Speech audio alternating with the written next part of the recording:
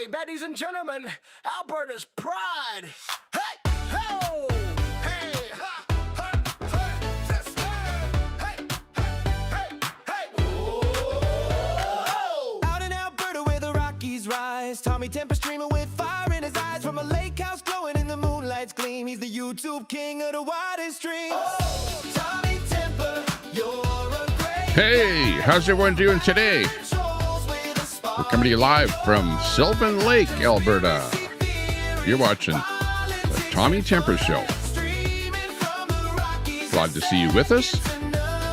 Thanks a lot for popping in. He's calling out the haters with truth in his lines, talking about the world from the left to the right. Tommy's got the We're going to be bringing you some of the latest news around the world.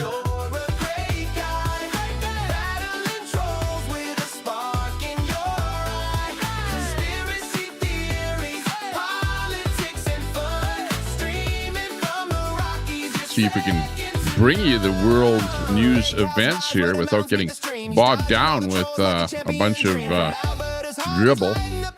Tommy Temper's truth is his guiding light. With a wink and a grin, he's taking on the fight, spilling all the tea in the YouTube live. From the hot tub to the Rockies, he's living it free. Tommy Temper's the streamer we all want to see. Oh, Tommy Temper, you're a great guy. Thank you. Battling trolls with a spark in your eye.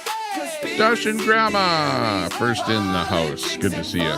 Streaming from the Rockies, you said You get that badge of honor.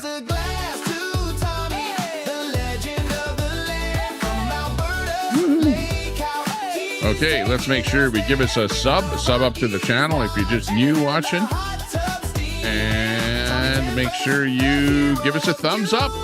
Appreciate that thumbs up.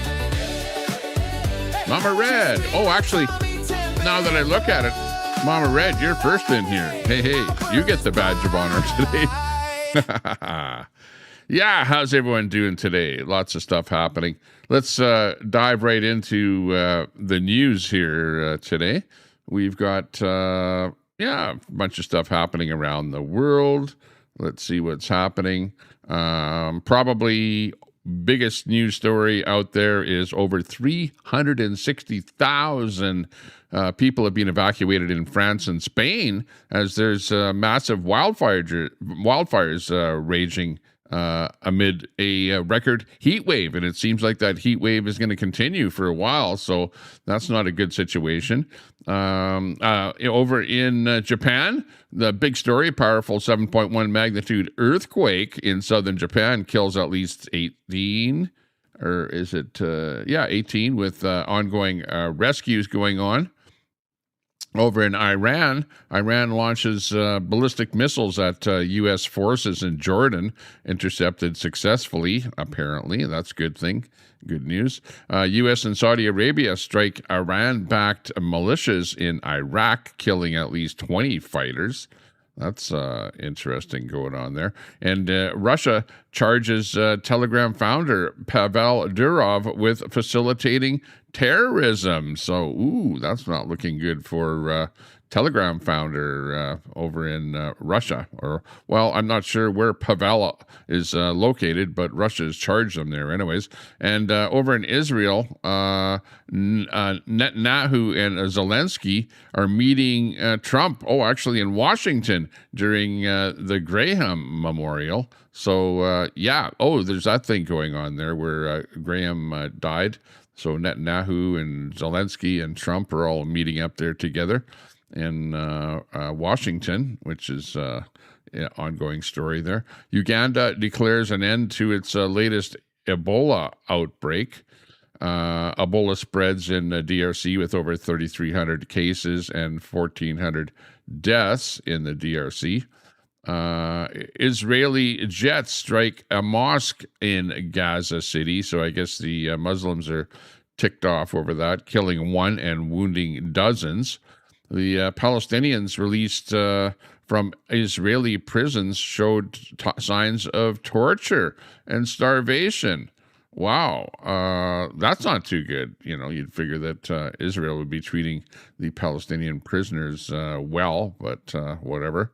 These stories are coming out here. These are the latest news for today. Israeli activists clash with police over settler violence in the West Bank.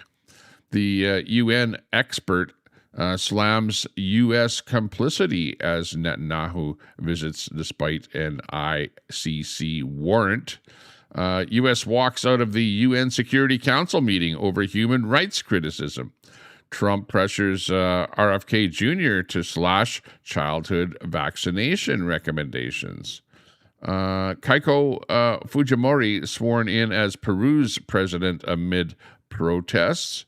And a massive nationwide blackout hits Ghana due to power plant failures. Severe flash flooding and tornadoes affect U.S. Northwest and the Midwest. Lots of stuff going on. Yeah, I'm finding the same thing here in Alberta. Lots of flash flooding going on in the city of Edmonton. I actually was watching a little video there of an area where I ride my e-bike in Edmonton there, and it's been about 4 feet of water in that area there now.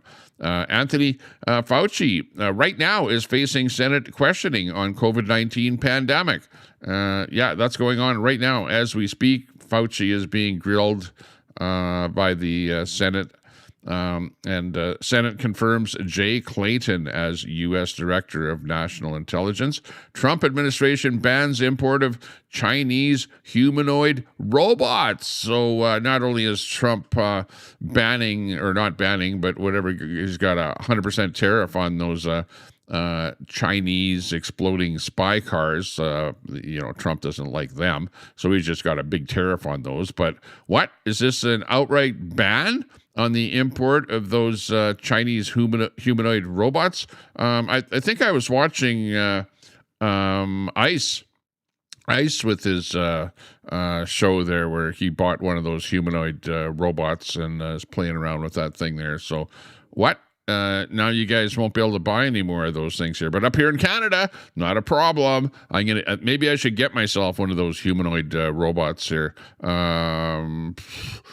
I don't know. If it was a lady robot, my wife might get mad at me, though. She might think that I'm, something kinky going on there between a female robot. Is there such a thing as a female robot? Can you get them? Are they, do robots have different genders? Inquiring minds want to know.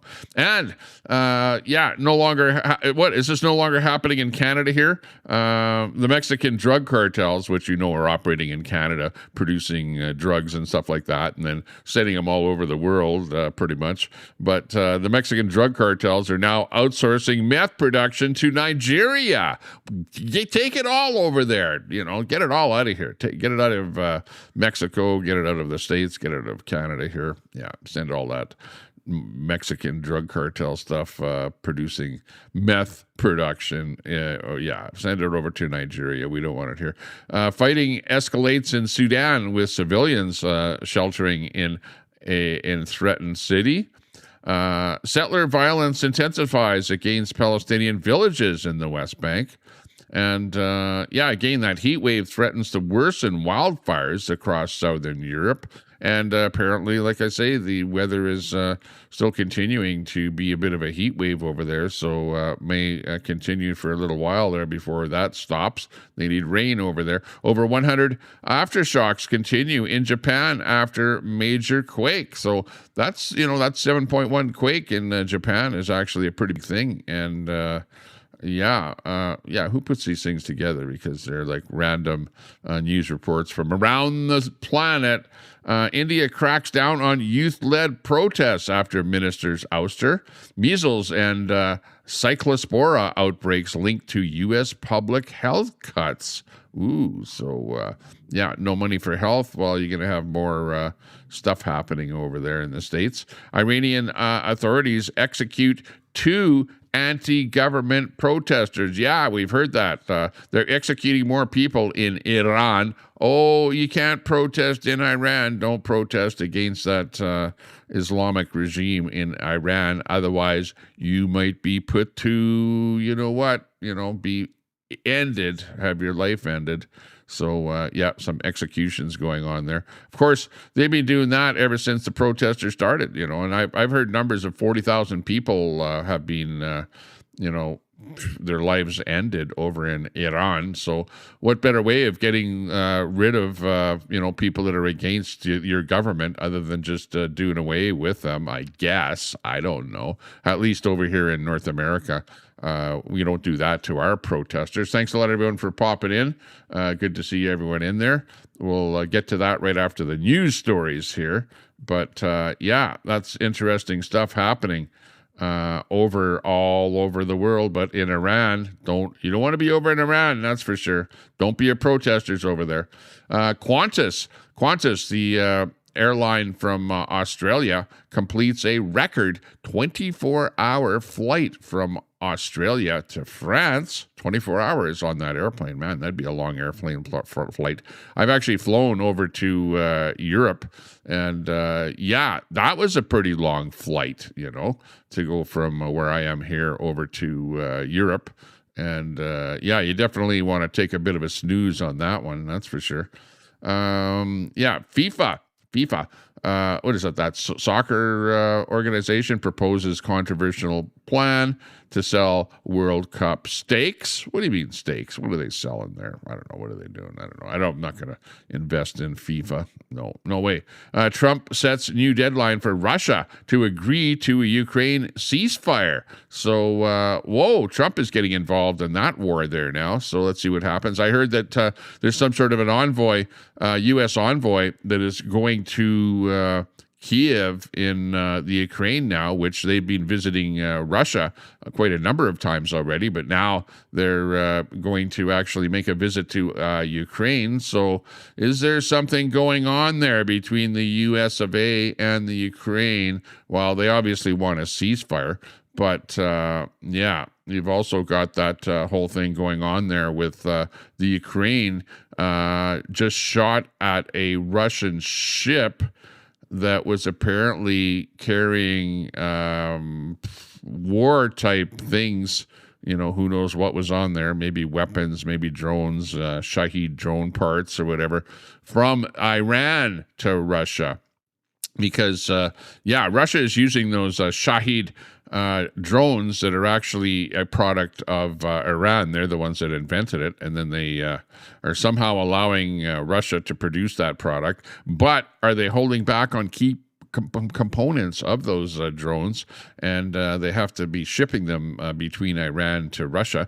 But anyways, Ukraine hit at that ship, and apparently it was a Russian-flagged ship with an Iranian, I believe, got killed on that ship, and it was carrying apparently weapons from Iran over to Russia. And some bloggers are saying, whoa, is this the start of World War III? Is this World War III that we're talking about here now? Is that what's actually happening? Because now you've got the Russia-Ukraine thing involved in with the American-Iranian thing. So it's like, are those wars kind of combining there now? And remember that the Ukraine has a lot of drone technology that the Americans don't have, So is the Ukraine going to be supplying the Americans with some drone technology to be able to fight back at Iran? That's a possibility. So is this World War III on the on the horizon? I don't know, but some people are actually saying that may very well be what's going on there. So you never know. Kenyan police investigate mystery deaths of 15 elephants. 15 elephants died mysteriously. That's an interesting story.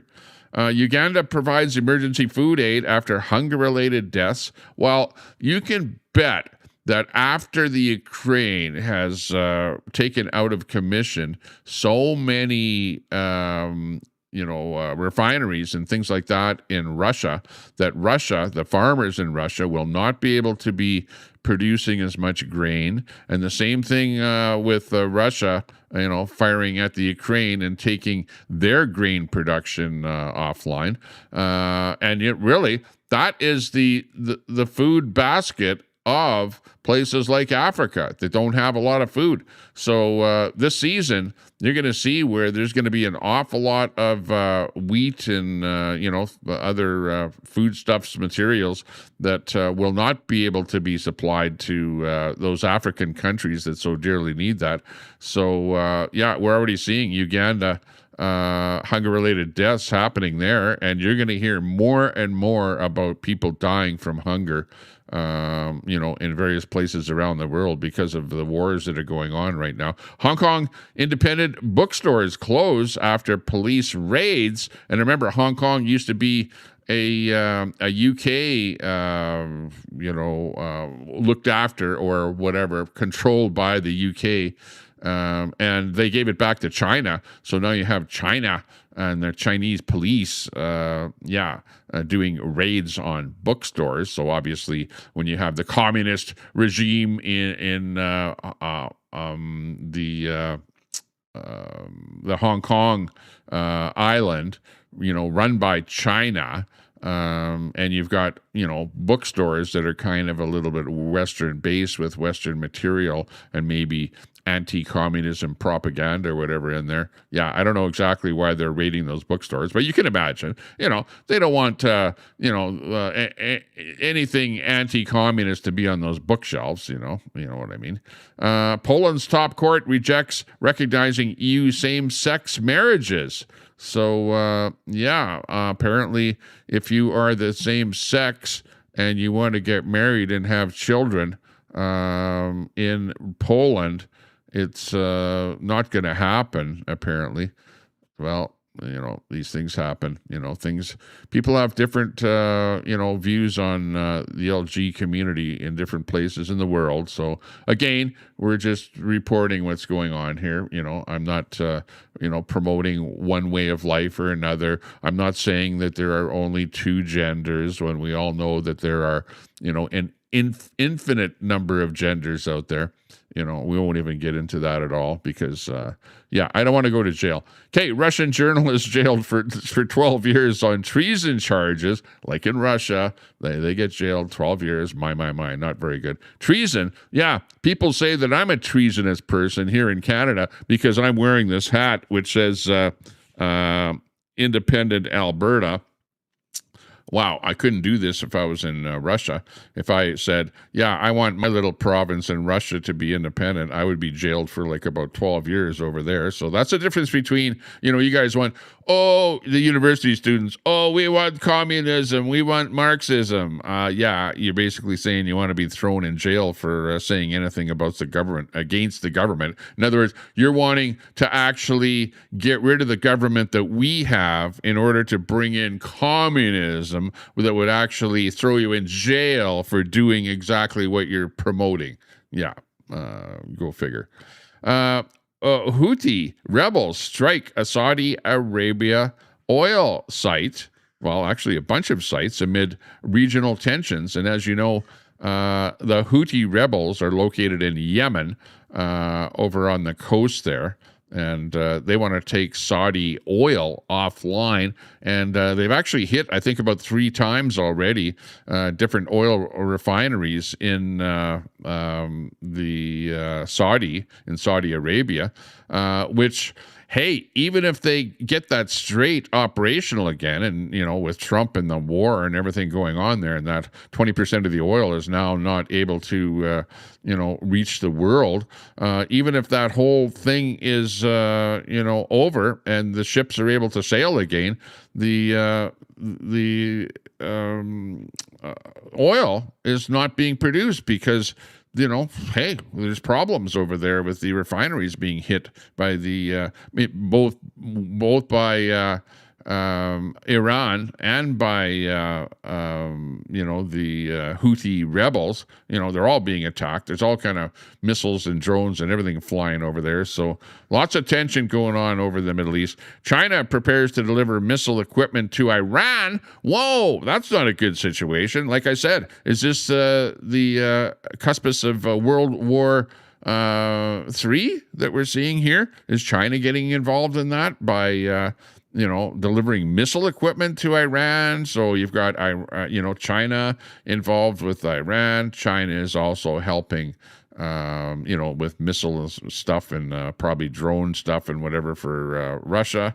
It's kind of a crazy situation that we're in. The Fed announces interest rate decision amid war and inflation concerns. So I'm not too sure what that interest rate decision is. Is the interest going up or down in the States there? I'm not too sure what's going to be happening, but something is going on there. That's news today. Rescue efforts race against time in collapsed Japanese shopping mall. Again, with that big 7.1, on the Richter scale earthquake that's happened over in Japan. It's a tough situation over there. Lots going on. And thanks a lot for turning on the switches, moderator. Appreciate that. Hit that sub button, subscribe to the channel. And if you're just new here, hit the thumbs up.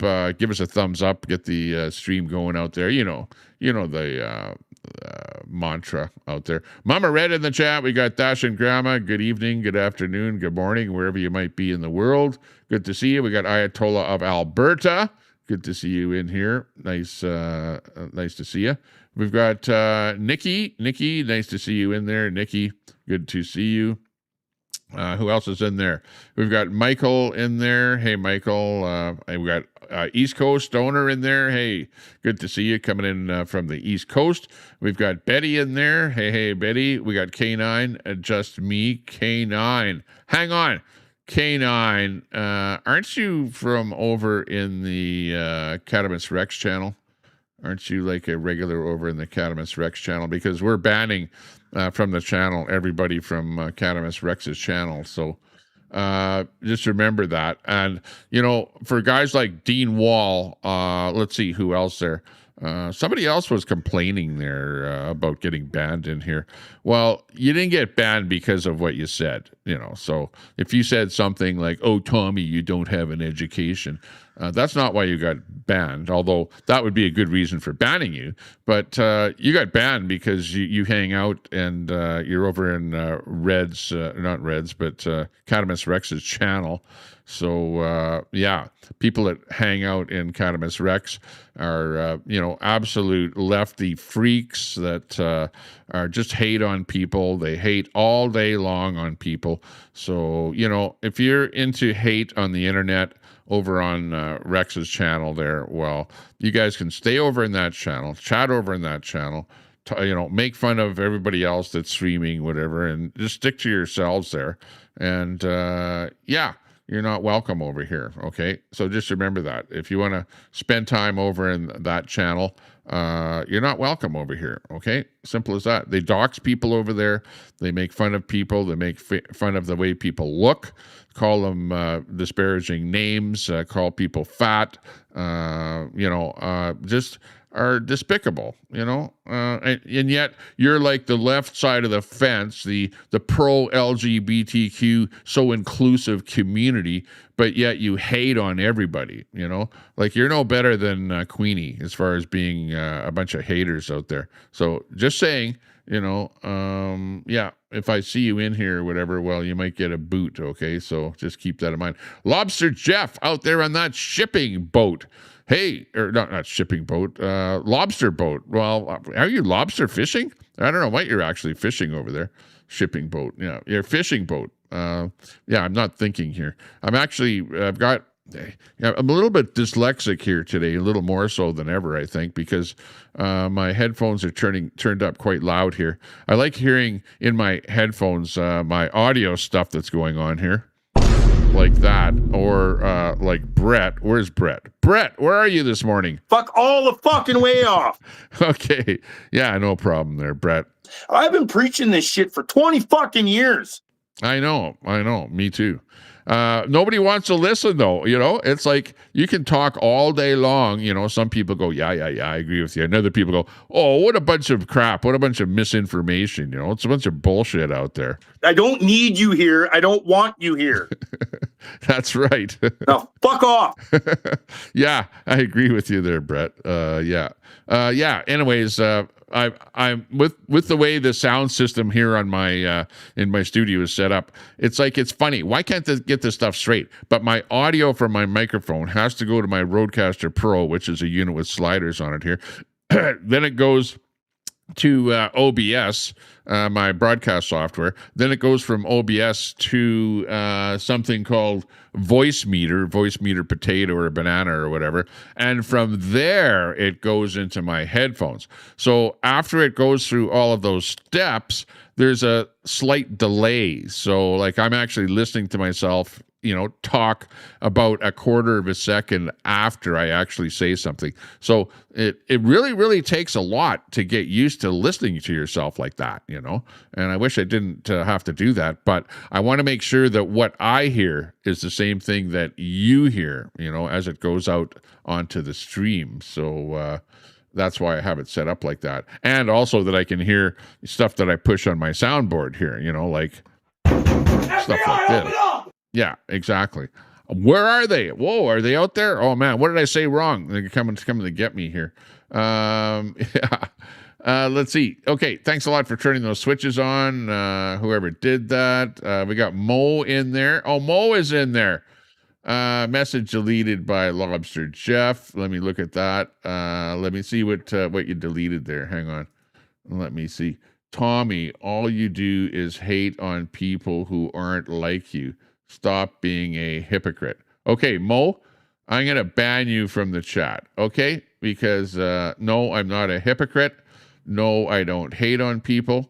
And all I'm doing is just plain pointing out reality, okay? I don't hate on anybody. I try and love everybody, okay? So, yeah, you're now hidden on the channel there, Mo. And your comment had to get, taken out of service there by Lobster Jeff. Thank you very much, Lobster Jeff. I appreciate that. You're doing very well with that wrench. I appreciate the wrenching that you're doing there. Tommy, Queenie doxes, goes by your darn house, and you haven't banned her. Very telling. Queenie doesn't come in here. I've banned Queenie lots of times, and if she comes in here and says anything, yeah, she'll probably get banned, because I'm on a bit of a banning rant there, Betty. But it's not very telling. It's not very telling. I'm trying to be inclusive.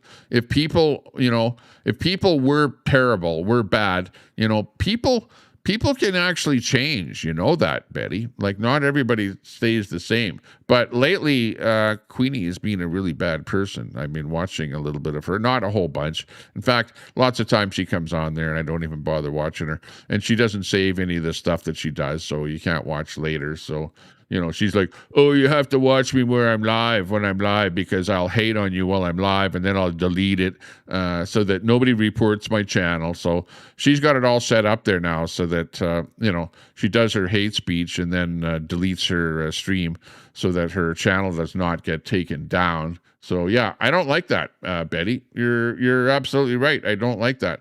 But Queenie doesn't come around here. Where do you see Queenie coming over here? When does she say anything over here? She doesn't say anything anymore. So she's like few and far between, doing her own thing there. She's over going and hating on, other channels and stuff like that, sub channels and whatever. So let her do that. Hey, there you go. Yeah, Troy. Hey, Troy. Good to see you. If we're banning people because they go in a doxing channel, then we start to banning Crackhead Kenny's chat as well. Well, I don't know. Well, Crackhead Kenny, I don't even watch him. I mean, what channel is he on? Where is he even doing a thing? I don't even watch Crackhead Kenny. I don't even see him on. I don't see him live. And you know what? On the okay, this is what YouTube did. First of all, they went and made it so that you can't find people that you're subscribed to that are live on your computer, right? They got rid of that feature. So you can't just look at a big list of people that you're subscribed to that are live anymore. You can't do that on your computer. And now they did the same thing on your phone, right? So that if you go on your phone and you look and see, like you can go to your home page or whatever. Let me just do a quick look at it here. Okay. They changed it on your phone. So when you click on the YouTube app, you have home at the bottom. It's like home, shorts, create, and then your channel. But whatever happened to your subscribe button at the bottom, and then up on top you can click live. Okay, well, under home you have the home, and then you have subscriptions. If I click on subscriptions, I can see a few people that I'm subscribed to up on top, and there might be one that pops in there that's red, in which case, yeah, that person is live right now. But otherwise, yeah, you got to scroll through a bunch of garbage. You see a couple of live ones. Yeah, I see a few people that are live, and then I see a bunch of people that are not live. And then they throw, in other words, they were kind of pissed off because people were only looking at lives and they weren't looking at the rest of the content. I think that's what it was all about, you know? So you had guys like you and I that are addicted to watching live broadcasts. So all you do is just go to YouTube and only look at lives, and you wouldn't look at anything else. YouTube, you know, goes, we're smarter than these guys. We want them to look at stuff that is more than just live. So now you have to actually sub to somebody. You have to click the bell, okay? And then you have to look at your bell. You click your bell, and lots of times the guy's not live, but he's just posting something, and you're going to see it on there. Or you're going to see the people that are actually live in there. And if the person's live, but cancels their stream after they're live, well, then it doesn't show up there anymore. So YouTube is getting smart with what they're doing, because they realize that you guys are addicted to watching lives, and they want you to watch crap that is not live. Quack, hey, good to see you. Big flooding happening over there. Yeah, I was going to talk to you about that, where you had that flood in your apartment, because I might be able to help you out, if you know what I mean. So I don't know. I'll have to somehow. Actually, I don't know if you can. Yeah, I'll contact you on via Facebook. Okay, I'll contact you via Facebook after this stream. Okay. So I don't know if I can help you out, but I might be able to. We'll try and do that. Turd burglar. What? Turd burglar's in there. Hey, what's going on there, Turd burglar? Good to see you. We have a new sub in the channel here. Thanks a lot for subbing up. Somebody subbed up to the channel there, because I see my numbers are going up here. Yeah, I'm not, by the way, I'm not so much concentrating on my numbers here anymore. I was, kind of doing stuff that was getting more and more people to watch my stream over time. And then I kind of got lackadaisical about that. And I thought, you know what? I've got enough subs here on my channel. I'm doing quite well. It doesn't matter if people sub to me or not. That's not such a big deal. I'll just, go live whenever I want to. And, oh, by the way, I did have somebody that wanted to come on my panel that gave me an email. And I've got somebody from the United States that wants to talk about Alberta independence with me on my panel here. So a panel guest wants to come up here from the United States. So that might be something that I can schedule there later. And I would also like to do a little bit later in the day broadcast. Like I like doing the ones here first thing in the morning, because, this morning was a little bit different. I watched a little bit of stuff on my big screen TV here. Watched, some stuff happening in the war in Russia a little bit. And then, a few of the people like Fauci, that thing I watched a little bit about Fauci getting grilled, and Fauci's lawyer comes on there and goes, we've been on many times in front of the Senate, discussing and, talking about COVID and Fauci and stuff like that. And we pretty much said everything that we have to say about that. And why are you guys bringing him back up here again? It's not necessary, because we've gone over all this stuff already. But I guess they're trying to find out, was he lying back when those things happened? Was he telling the truth? And if you really follow that whole thing, and I've had enough of that COVID crap, because we're sick and tired of the government lying like crazy, and then forcing us to do crap, forcing you to get the jab, forcing you to wear masks, forcing you to do everything. It's like it was like living in a communist country there for a while, and then they would get you to rat out on your neighbor if they had a little party with 6 people at the party or something. They said, oh, if you see your neighbor with too many people together, then you need to rat out on them and make sure you tell the government so that we can send the police over. And then you had some kids out on a skating rink skating without a mask on, and then the RCMP or whatever, the city police, I think it was, goes over and drags the kids off of the skating rink because they're skating. Like it was absolutely ridiculous. You have to admit that. It was like absolutely crazy. And not a good situation. We have about 50 people watching. Let's see, 45 people. Oh, okay, we got about 75 people watching here. Got 45 people watching on used tube. Some people are commenting and other people are banned from the channel. So, of course, those people are banned from the channel. You know what? It really, really, really pisses people off when you ban them because they go, oh, I have to go in there as an alt and I don't want to make an alt and I don't want to change my, my username in order to go in there with a fake account to comment and whatever. Robert Sinclair, hey, good to see you. Nice to see you, Robert, in there. Thumbs up to you. Thanks for popping in here. Oh, Maple Boy in there. Hey, Maple Boy, good to see you. How do you know that the government is lying if they job to take care of us? It's their job to take care of us. Yeah, exactly.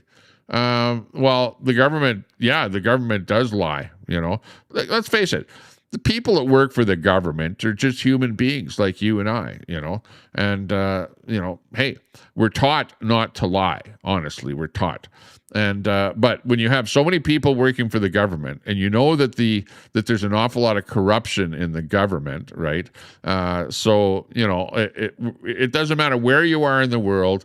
Inevitably, most people don't trust the government because they see the government doing bad things, wrong things, and then you don't see where the police, the RCMP, the FBI, whoever, you don't see where they really take any action against those people that are in government, because it's more or less like, well, they pay our wages, so we better not do anything against them, or else we might get turfed, and not have a job anymore. So you've got that kind of a thing going on. You want to have the least corrupt government as possible, and you want to get rid of bad actors, okay? And there are bad actors all over the place. Come on. What about Biden? What about Hunter Biden? What about the stuff that was going on there? Why did Biden, when Biden left office, why did he have to bring in something saying, I want to make sure that I'm not going to be, taken to court for anything that I might have done, like they do stuff like that, In Canada here, there was a lot of corruption that went on with Trudeau. I didn't like it. A lot of people didn't like that. But do you think that the RCMP, CSIS, or anything like that, and agencies like that actually did something to Trudeau? No, they didn't do anything to him. He was never charged with anything. You never saw that there was any hearings on stuff that he did that was negative. And now you see guys like Mark Carney, they're actually shutting down any kind of media being at any of these meetings that are going on, where they're interviewing people and bringing people to task and whatever. Anything that's going like that is being shut down in Canada here now with Carney, because he has a majority. And when you have a majority, the government pretty much closes down on a lot of stuff, and you don't get to see what's going on. So we're pissed off at that. Mater, hey, good to see you there, Mater. Popping in to the show. Yeah, we're coming to you live from Alberta, Canada. We're at the lake here. We're at just about 45 minutes from the Rocky Mountains that you see right behind me. We're sitting here in Alberta. Where's my Alberta song when you need it? Yeah, Alberta. Let's play a little bit of it here and listen to how we're pissed off at Canada. Want out. In the shadow of the Rockies. That's what happens when you piss us off. Us rednecks. Don't piss off an Albertan. Because he might turn on you. Turn on the whole country. We want better. Yeah, you got that right. Oh, yeah. Genie24. Hey, good to see you. Thanks a lot for popping in here. Appreciate your company. Be nice. Be good. Yeah, but anyways, we're pissed off here in Alberta. You know all about that. We've gone over this many times. And what else is new with that? Yeah, you can't make this stuff up. Let's see what's going on. Lots of flooding. Yeah, like you were just saying, you got flooded out of your apartment there, Quack.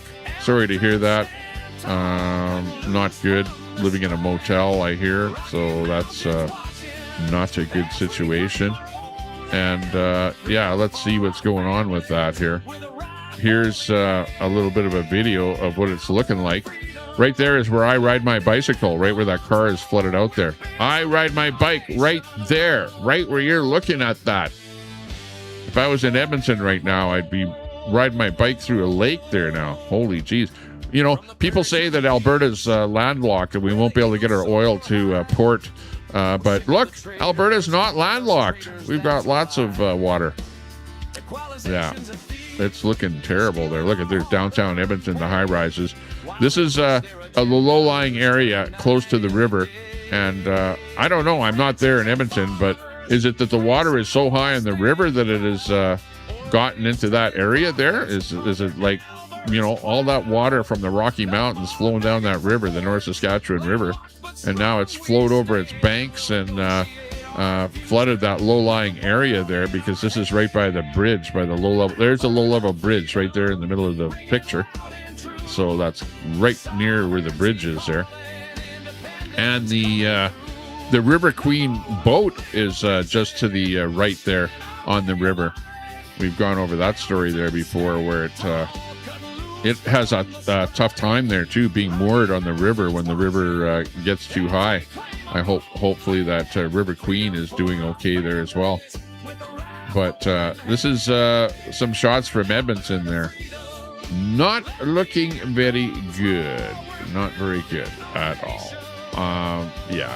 And even you've got some people. Here's a little clip from John from Alberta Patriot at Sylvan Lake, and he was talking to some people from Iraq, an Iraqi Christian family who came to Canada in 2006, and they're actually pro-Alberta independence. So, yeah, this little clip coming to us here from my good friend John. And, yeah, I actually met up with John there the other day and did an interview with him, and him and his wife hopped into our golf cart, and we went buzzing around Sylvan Lake there, chatting about Alberta independence and, you know, stuff like that. So, yeah, I gave him a little ride, and he was actually live on his channel as we were riding around on the golf cart there. So, yeah, we're actually meeting up with other influencers on YouTube and whatever, Facebook and things like that, X, and chatting with them. And, yeah, we've got some things in common. You know, everyone is kind of for Alberta independence, or at least some of the people that I hang out with. You know, and then you've got the other people that are on the other side, you know, we're forever in Canada, whatever. Okay, well, you know, not everyone is going to go for the same thing. Yeah, here's another story coming to us from Russia. This one here is that, you know, you've heard about that wildberry situation there. You've got the wildberry, which is the same thing as Amazon over in North America, and the people that are selling stuff on Wildberry are really are hard done by. Let's look at this little story here coming to us from Russia. This is one of the people that are selling stuff on the Wildberry platform over in Russia, and they're really pissed off at what's going on there. Let's listen to this story here. Новый день, новые новости от Oh, Wildberries. hang Сегодня on. I don't Wildberries speak заблокировал Russia. всем So вывод we'll have to денежных just go средств over this here a площадки. little bit at a Новый time день, here. новые новости. New day, another Wildberries update. Okay, At what's going Wildberries. on there? Сегодня Today, Wildberries blocked all sellers from withdrawing money from their platform. Oh, there's the other big thing. Wildberry is such a big corporation in Moscow that the failure of that one institution may very well take out the banking system in Russia. This is how serious it is over there, okay? But Wildberry blocked all sellers from withdrawing their money from the platform. What's this? Money that you've already made? Oh, that's sad to hear. Wildberries заблокировал всем Not good. вывод денежных средств Not площадки good at all. ВБ.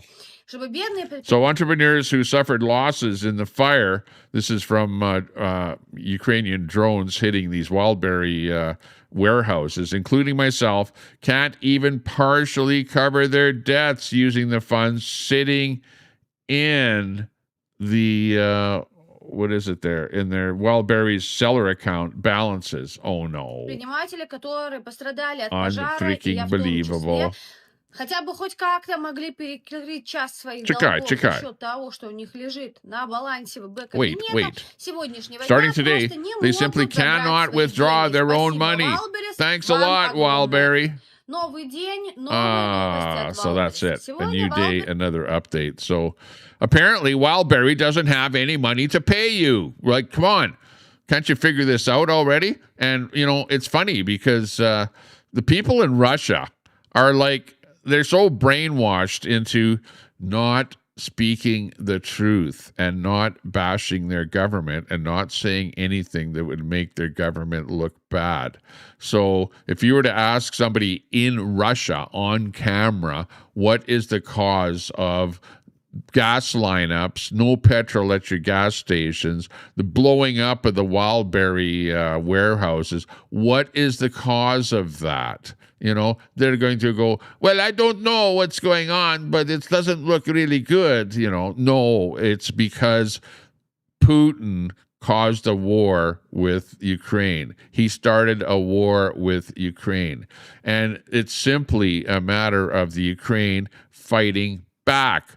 They nuked, well, they blew up your oil refineries. Most of the oil refineries have been hit at least once by drones from the Ukraine. And now they're hitting back at these huge warehouses from Wildberries, similar to Amazon in Canada, the United States.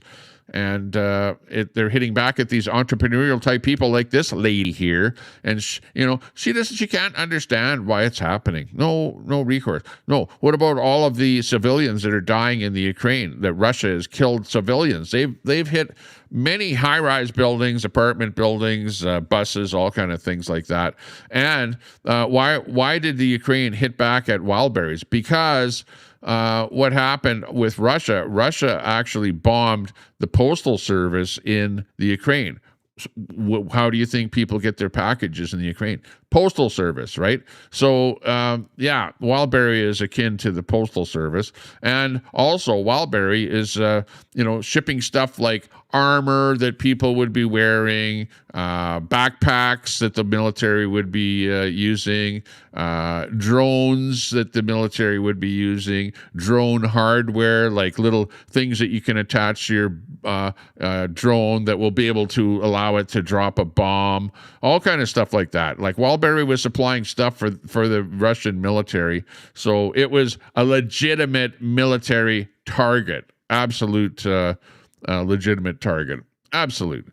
And these people here are like oblivious to the fact that Ukrainians are dying. Well, you know what? You're not dying. You're not dead. Okay. You've just simply lost your source of income, and you're pissed off because of that. You're losing money. right? It's a money thing for you. You didn't lose your life. Your relatives didn't lose your life. Sure, soldiers lost their lives, but you can blame Putin for that. Don't blame the Ukrainians for that. Like this war is, and the people in Russia are just absolutely like shut off from the internet, right? Hey, your internet is shut off, right? Hey, why do you think your internet is shut off? So that you don't talk about why the war is happening, okay? So that you don't rebel against the Russian government, right? You guys, that's what communism does to you, okay? It's like silences you. You know how Russia works. It's like this. It's like a pyramid, okay? The Russia government and communist government is like a pyramid, okay? You've got one guy at the top, and that's Putin, okay? And who's underneath him? You've got his advisors that are right underneath him, a little bit lower on the pyramid. And then below that are the people that are just below them. And then at the very bottom of the pyramid is the people, okay? And the people cannot say anything against the government. They cannot rebel against the government. They can't protest against the government. They will be absolutely locked up, okay? So you listen to those people that are above you, okay? And those people that are above you listen to the ultimate leader, Putin. And if he says war, then everybody goes with the program. You don't say anything negative to him. Otherwise, you end up getting thrown off of a building, or you somehow disappear, or, it's not good for you, put it that way, okay? The KGB the KGBs, yeah, they stand behind you. Yeah, they do stand behind you, watching every damn thing that you're doing, right? That's what the whole thing is like over in Russia there. So, yeah, I better watch what I'm saying here, because there's probably KGB. The KGB is set up to watch Tommy Temper in Canada here. So, but anyways, I'm just reporting. Okay, I'm not telling you to do anything out there. I'm just reporting what's going on. Okay, there you go. So, yeah, one of the latest things is they hit back at this company called well, actually, what is it? I forget the name of it, but it's 3 letters. It's a logistics company that delivers stuff for Wildberry. And that was one of the very latest things that got hit. 14 strikes on enemy logistics warehouses in 11 days. You're talking about the Berry outfit and the company that that does the probably the little trucks that run around delivering this stuff. Ukraine is bringing the war back to where it came from. The Russian rear is burning. The rear is burning. They chose war. Now the war is choosing them. So all over Russia, people are seeing sites like this. It's like, oh my gosh, I'm not going to be able to get my Chinese widget on time because I think it might have been blown up at the warehouse. It's like pretty much toast. Yeah, it's pretty much toast over there. Imagine this, if this was happening in the States or Canada, where you were in some kind of a war that you started, and the enemy with you that you think is the enemy, right? Which, of course, the real enemy in this whole situation is Russia, the enemy of the Ukraine. And you might not agree with me, but I'm just a logical thinker here. I'm thinking logically, like who started it, and who fired the first shot, at what country, who sent the tanks into somebody else's country, who tried to take over another country. Well, of course, it's Russia. They're the aggressor on the whole thing. And when somebody, on any situation, it could be you standing on the street. Let's say you were standing on the street, an aggressor came towards you and started attacking you, and you punch back at them in self-defense. Well, that would be self-defense, and that's exactly what's going on here. The Ukraine is simply using self-defense against Russia, and guess what?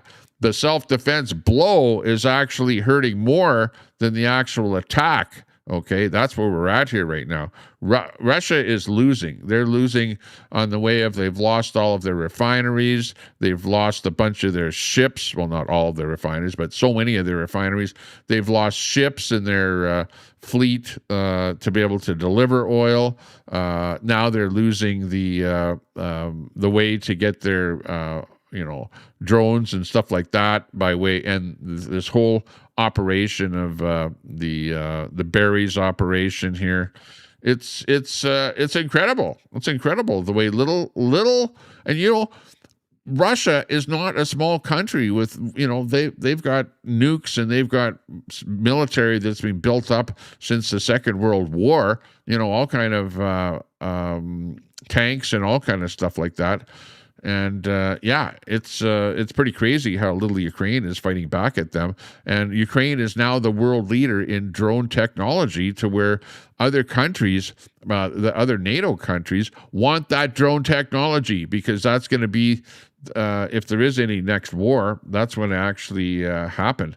Over in Oblast, we've got stuff happening over in Oblast. We've got this video coming in just now.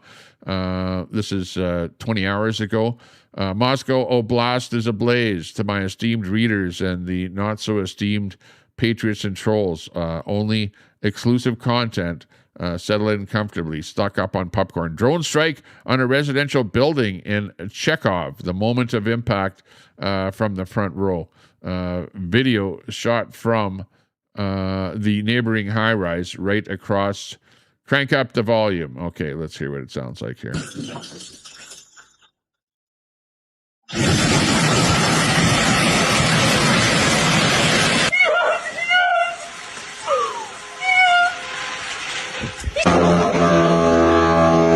Oh my gosh.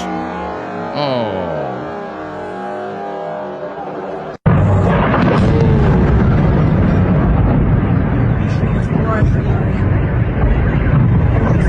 She's blowing up.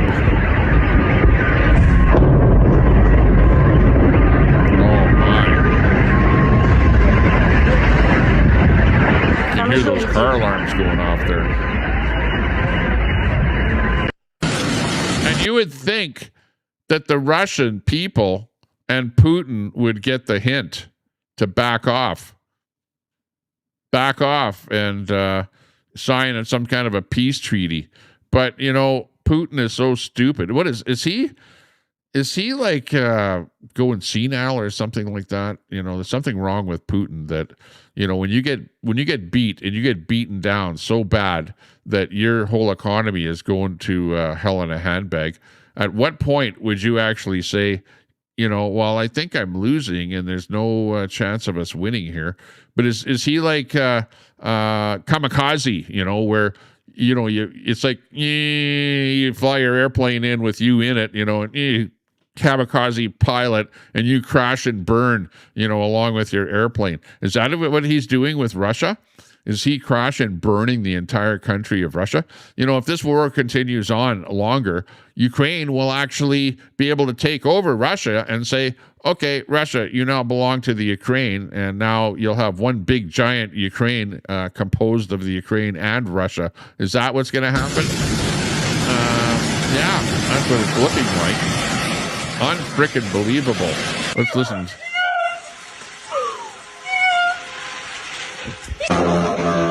Putin, your citizens are crying. Your buildings are going down. Now, Russia does not target buildings, but what happens is you have, you know, drones go out, they get astray, whatever, or they're shot down by some you know, anti-drone weaponry that Russia has, and then they end up hitting these apartment buildings and stuff like that. But you know, overall, I don't think that Ukraine is targeting apartment buildings. They're definitely targeting, you know, these wildberry distribution warehouses and you know, things like your refineries and stuff like that.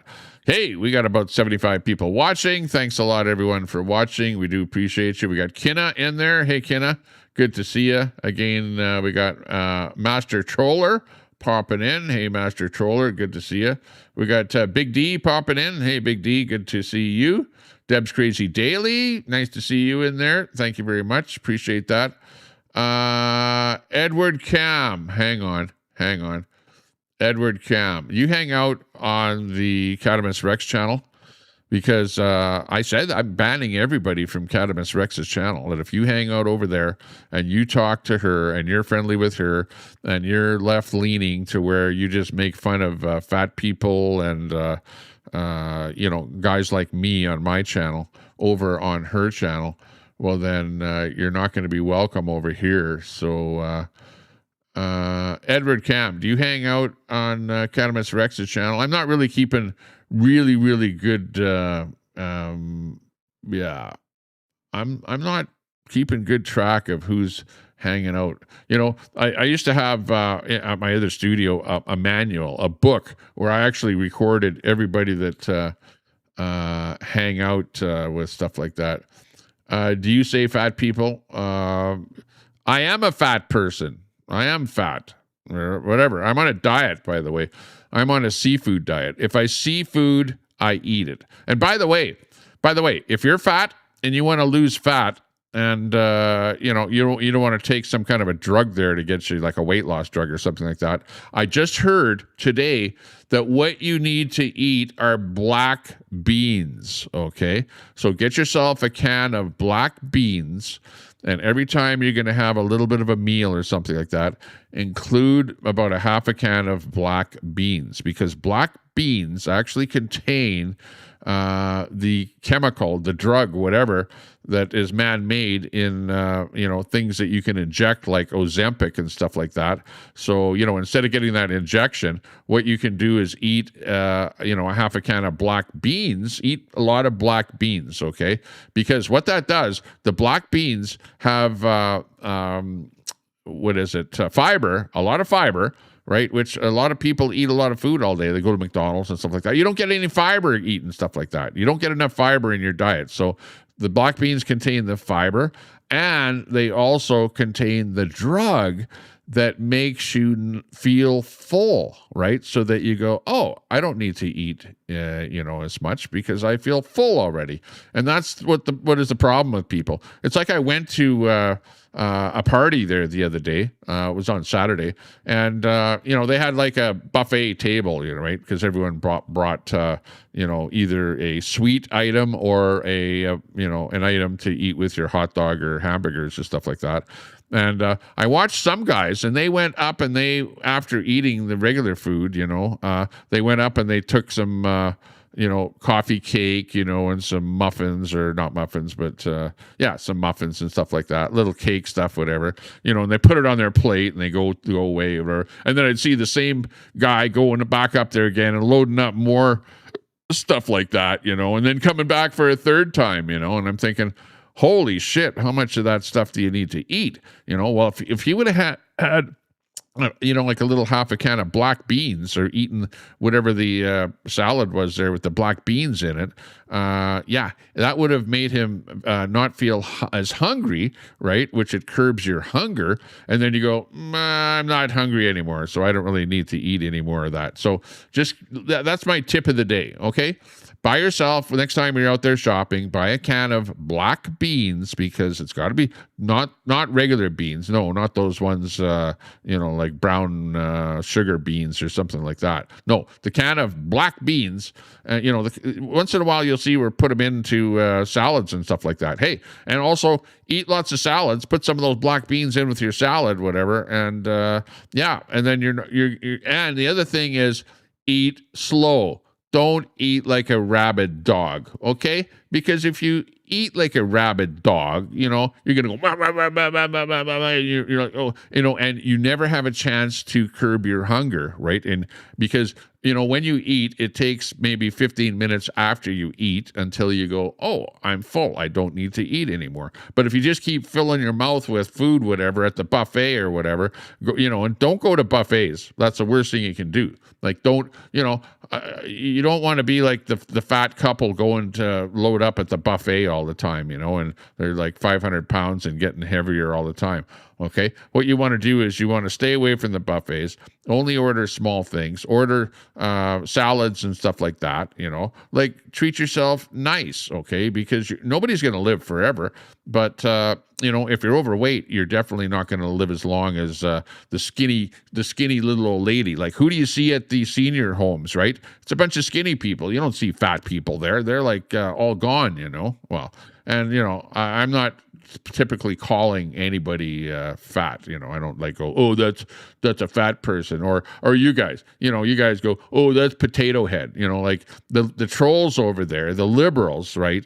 The people that love the LGBTQ community and love the gay people and stuff like that. They're the ones that call me potato head or something like that, like that's just not nice at all, like come on over here and say that, I'm built like a linebacker, and if we got into some kind of a altercation, I would probably win. I hate to tell you, but you guys are like keyboard warriors and you say crap like that. So whatever, for that reason, it's like, I'll ban you out of my chat here. Hey, Canadian Outdoor Adventures. Nice to see you. Yeah, I'm a dietitian. Yeah. Oh, no. Well, no, I like talking about everything. And I saw that when I was watching a YouTube video. It popped up on my screen.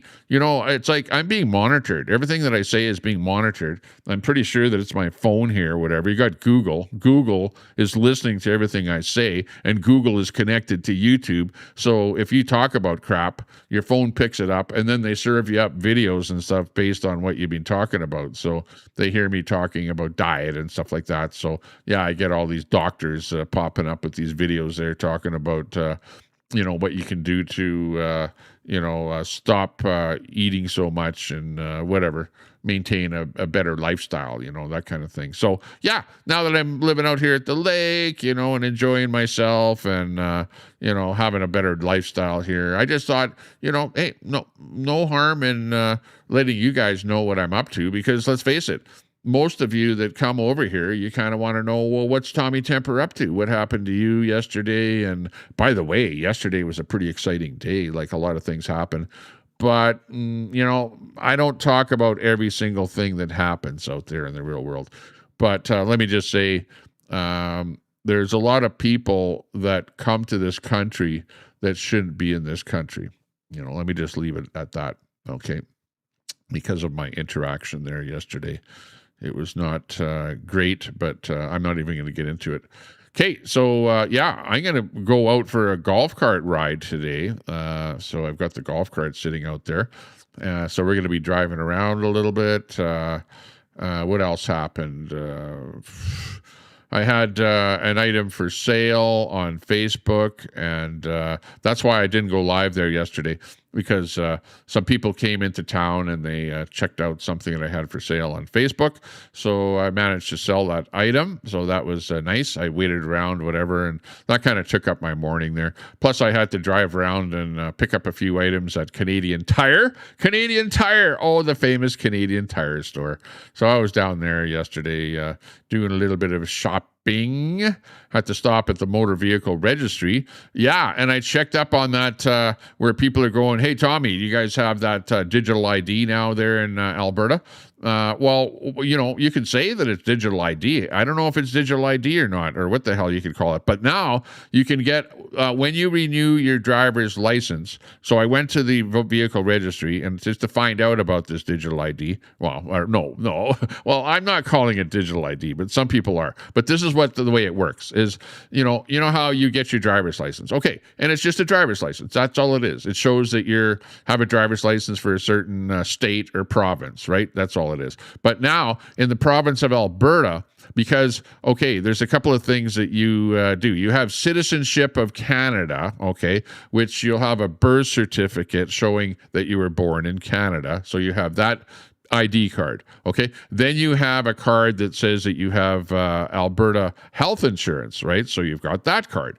And you've got a driver's license. So now you've got 3 cards that you have to keep in your wallet. But the government has now said, okay, the next time that you renew your driver's license, the new driver's license will have all three things all combined on your driver's license. So you just carry one card. If you go to the hospital, you present that one card, and it has your information with your, with your healthcare number and whatever on it. And also, it'll have the proof that you're actually a citizen of Canada on that one card. So is that digital ID? I don't know. I guess you could say that it is digital ID because it is digital. It'll probably have a barcode or something on it that they can just scan and go, oh yeah, okay, you're good to go. You're good to vote, or you're good to drive a car, or you're good to walk into a hospital. But it doesn't track how much money you have. It's not like a digital currency system where you get rid of money and stuff like that, and the internal revenue service. And the one thing the card doesn't have on it is what's known in Canada here is the social insurance number, which is the number that the government uses when you file your income taxes. So that number is not on that card. So it has nothing to do with tracking what you buy or what you sell or stuff like that. But if they ever do get rid of the Canuck buck, which, by the way, the Canadian dollar is losing value daily as we speak because the Canadian government is printing money like crazy, and there's so much inflation going on here that the Canadian dollar is worth less and less every day. Since Mark Carney got in, the Canadian dollar has slipped from about 70 cents down to from 73 cents compared to the American dollar, to now it's only worth 70 cents per American dollar. So we've lost 3 cents since Carney has gotten in. Why is that? I'll tell you, because of all the inflation. Inflation is running rampant, and the Canadian government is just printing money like crazy, printing more money than ever before. And, what's funny is that people go on other channels and go, oh, well, Tommy Temper is just spewing out misinformation, but they fail to actually say, okay, if you think I'm spewing misinformation, what exactly is that misinformation? Oh, and I have to go because I've got somebody just arrived outside here. So I'm going to leave a little bit of music on here, and I will be right back. Okay, I'll be right back. Here's a little bit of music for you to listen to. You guys can just chat, and I have to go because I got somebody banging on my door. I got to go outside for a minute, and then I'll be right back. So sit tight, and just be cool. Be cool. Actually, I'll leave this picture on here. Here we go. Be right back.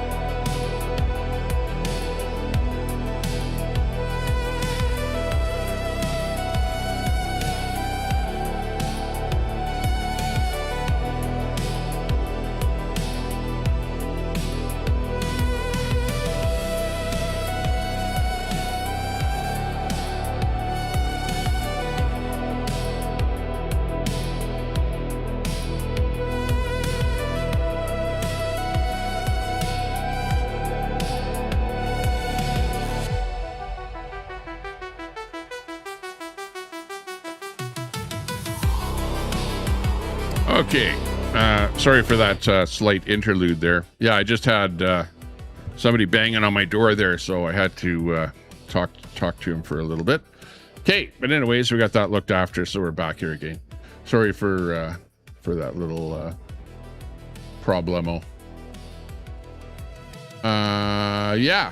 Okay. Yeah, to talk about the goings on, just for talk about a little bit of internet activity here with some of the other streamers and whatever that I know a lot of you know, because my chat, we're friendly with everybody else and we know everybody else, whatever's going on there. Brenda in the chat. Hey, Brenda, good to see you in the chat. Thanks for popping in. Fry TV. Hey, Fry, good to see you. Fry, you need to get that $1,000 controller there so you can play those video games there more effectively. I was at I was actually at a trade show. No, it was at the exhibition grounds there in Red Deer, and there was a guy that had a really cool controller. Maybe it's the one you're talking about or something there. He runs like a virtual golf game setup, and he's going to be introducing gaming with controllers and stuff like that, various stuff like that. I'm not really into gaming per se. In fact, if I'm sub to somebody and they're into gaming, I usually unsub from them because I'm not really into watching somebody else play a game. You know what I mean? Like if I want to play a game, I'll play a game, and I virtually don't play video games. Like once in a while I'll play something that's a word game or something like that. You know what I mean? Or once in a while I'll play these games where you the ones where you're trapped in a house or something, or trapped somewhere and you need to find things or whatever, but even those things are pretty dodgy and whatever. Philip, hey, good to see you there, Philip. Thanks for popping in. Good to see you. Edward, you're not too bad there. I don't think that I've seen you dox me ever. Unlike Dean Wall. Dean Wall, he's like a doxer over there. Yeah. See what 3,000 gets you. Yeah, exactly. Oh, yeah. Okay. Well, there was the... Yeah, I know what you're talking about. Talking about RV and Railroaded there. Yeah, I was actually listening last night. I didn't type anything in the chat, but I tuned in there because you can't type anything in the chat when you're on the big screen TV. And on my big screen TV, I watch YouTube videos, right? Same thing as Eric. I was watching him there this morning as well. Hey, Fry, tell Eric, this is what you need to tell Eric.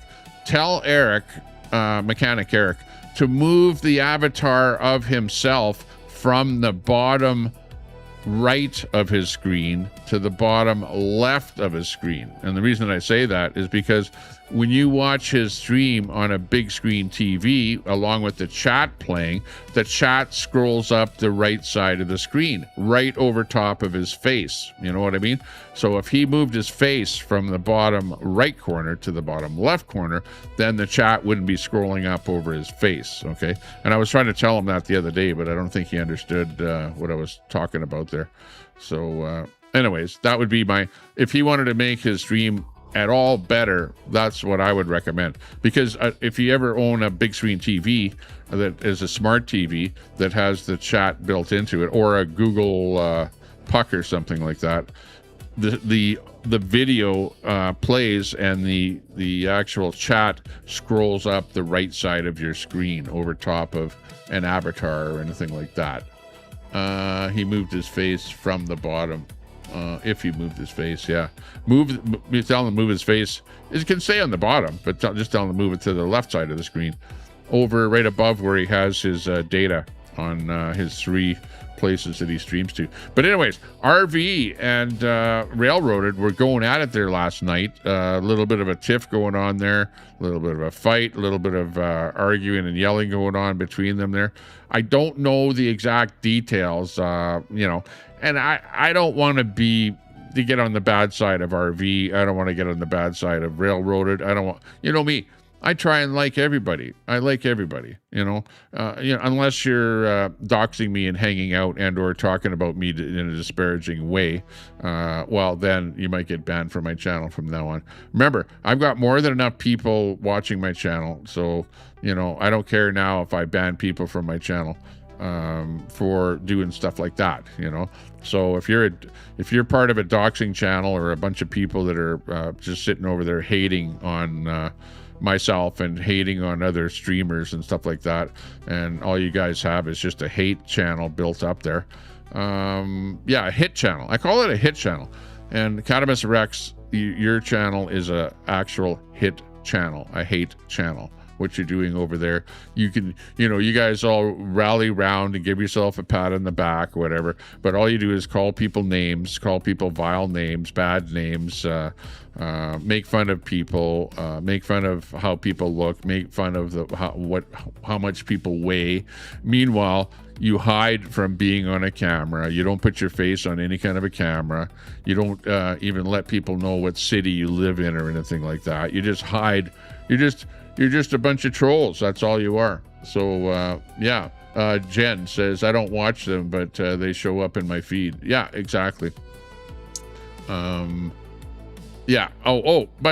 like as far as RV, he comes and goes, like one minute he's nice and, the next minute he's banning people from his chat or whatever, and I've known him for a long time and, I see what he does, I don't know that he's the nicest or the worst person in the world. He's doing what he's doing. And, I've been following the saga of him coming from Ontario. He got paid some money by Railroaded. I know both of them to talk to both of them on the telephone. I've talked on the phone to RV. I've talked on the phone to Railroaded. You guys know that I have that phone number that people could phone me on and stuff. And I've, in the back end, I've talked to both of them. So I know, pretty much what's going on there. So, but I just don't want to be, complicit or involved with the whole thing. It is what it is, and whatever happens will happen. And, it's gonna become the lore of the internet. It will. Like eventually something is going to happen one way or the other. And you're witnessing it, and it's like watching a series on TV, like General Hospital or something like that, where except this is in real life, IRL, in real life. You're watching stuff go down, and of course you guys are sitting there going, I want something to happen, let's hope that something happens or whatever, let's hope that something bad happens, and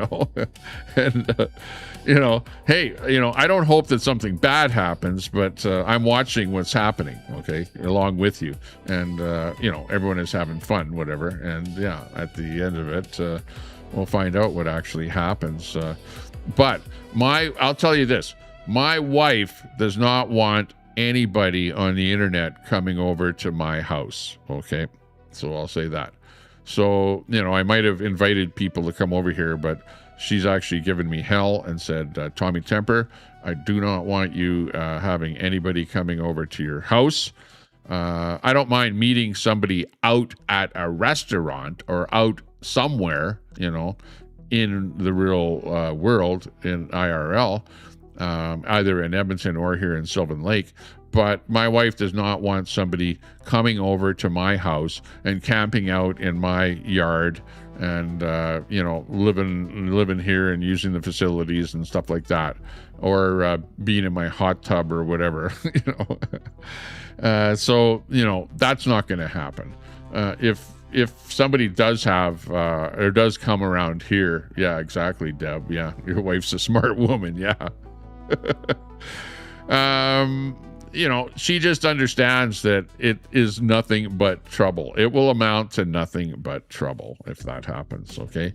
It's either going to be somebody comes over and lives for an extended period of time when you want them to be kind of moving on, or they take advantage of you, or they get into a fight with you, or and keep in mind, I'm not a drinker. Like, you don't see me drunk on here. Once in a while, I'll have a drink. Once in a while, like later at night, you might see where I grab a can of beer or something like that, and I have a beer.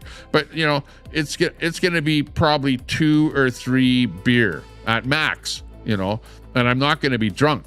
I might be feeling okay, but I'm not like a drunk type of a personality or a drug addict. Like I don't take drugs. I don't smoke weed or do any of that kind of stuff, even though it's legal here. Have I tried it? Have I done stuff like that? Oh, of course, yeah. Like I'm not adverse to trying things, especially things that are legal, like here in Canada. But I don't. Hey, thanks a lot, Michael. Thanks a lot. I appreciate that. I'm a member. I give Tommy money for my entertainment. Thanks a lot. I appreciate that. And I lots of times I don't appreciate or don't show my appreciation for those of you that are have joined up my membership to my channel, that have basically donated to my channel, or people that have super chatted to my channel. I do appreciate that. It shows that you're a very kind person. I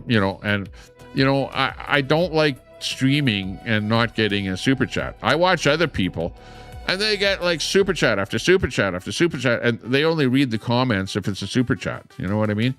And I'm in there on their channel and I'm like, oh yeah, I have this to say.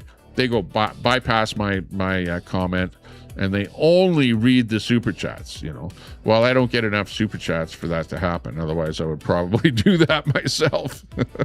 I'm not a big enough channel. If I had 100 people or 1,000 people watching, yeah, well, you pretty much can't read everything. So you concentrate on those people that donate to you, which is okay. And that I understand. And that's the way the internet works. Is that that people like you. The more they like you, the more they're able to super chat, or not able, but more likely to super chat or whatever, become a member of your channel. And I do appreciate that. There's a lot of people that you see the green names in the chat. Well, those are people that are members of my channel. Blue names are people that are moderators in my channel. And if you're just a white, there are some people out there that I'm just about likely to, make him a mod in my chat. I can see some people in there right now. In fact, maybe should I make one more person a moderator in my chat? Who in my chat, and I'm going to leave it up to the people that have wrenches there right now. Who in my chat that's in there right now, that's not a basher, that's not hanging out over in Cadamus Rex's channel, who do you think should get a wrench in my chat? I know Bob Cox, here he goes. Make me a mod, Philip Drummond. Hey, well, it's going to be up to the people that are already moderators in my chat. We're going to have them drop some names in there. Whoever you think should have a wrench. Keep in mind, some people have had wrenches in my chat. There's Fry TV with a big laugh on that one. He knows, if anyone knows about moderators and the trouble that moderators get the channel owner into, yeah, absolutely, it would be Fry TV. Because, you even had the mod squad, right? Wasn't that term, the mod squad, that came out of your channel there, Fry, because you actually had the mod squad that would go over to other people's channels and then become moderators in other people's channels. And they actually did that to my channel. And by the way, I think since that convoy, I think I was up to maybe something like 2,500 subs. That's where the convoy stuff ended up for me. I had around 2,500 subs. So anything between 2,500 subs to where I am today happened well after the convoy. So, Fry helped me build up my subs on this channel here. Absolutely. I appreciate that. Yeah, it was the mod squad. Yeah, exactly. Carrie, you remember that. Carrie, good to see you. If there's somebody that you guys think, let's see, nothing important. I was calling Tommy out. Oh, okay. Ayatollah. Yeah, exactly. At the end of the day, yeah, it's all about camaraderie, and I appreciate everyone in the chat that comes around and sees what I'm up to here, you know. You know, I was listening to Mechanic Eric on his channel, because he's live from his truck there every day doing asphalt delivery and whatever stuff like that with his company. And I went over there and he said, "Hey Tommy, I don't like what you're doing there now. I used to like watching you before. I liked when you were doing restreaming of people, you know, the restreaming stuff. But the thing is that I don't want to be sitting in a chair here streaming for 8 hours, you know, like Fry TV. You know what that's like. It takes a lot out of you. In fact, now I rarely see you go live at all now, Fry, whereas before, when the convoy stuff was happening, you were live for like 8 hours at a time, maybe longer than that, showing convoy stuff that was going on. And I was doing that too. And it burns you out. It absolutely burns you out being live for 8 hours, right? I'll tell you that right now. And I actually like the format that I'm at here right now. And I want to kind of, you know, go make it a little bit better and add on to what I'm doing here right now by talking about world events that are happening, talking about what's happening in the United States, what's happening in Canada, what's happening to me here locally, you know, because you guys like to hear, you know, personally what's happening to me, what I'm doing when I go out during the day or whatever.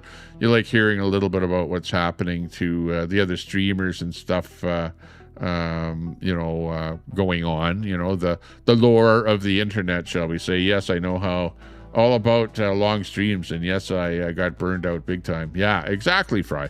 Yeah, so you know what I'm talking about. And the same thing was happening to me, where you know, and I could do it right now. I could sit here for 8 hours, but it you know, like I'm at the lake. Imagine being at the lake and you can go out and you've got a golf cart and you can hop in your golf cart and you can drive out to the beach and or drive along, you know, Lakeshore Boulevard along the beach. I can park because I live here. I have a license plate that allows me to park anywhere free, whereas anybody else, a visitor coming into this Sylvan Lake Resort, has to pay for parking in any of the, you know, close places to all the restaurants and stuff like that.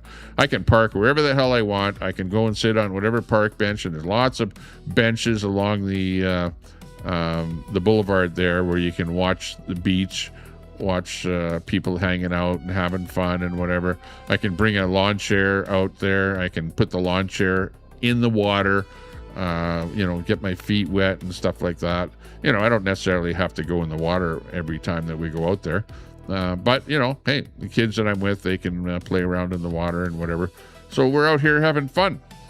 It's just a fun resort type of a situation that we're in here up in Canada, as close to you know, a resort as it can be. And yeah, somebody said that the other day. They said, well, somebody said that it's a resort. And is it a resort? Yeah, it is a resort, absolutely.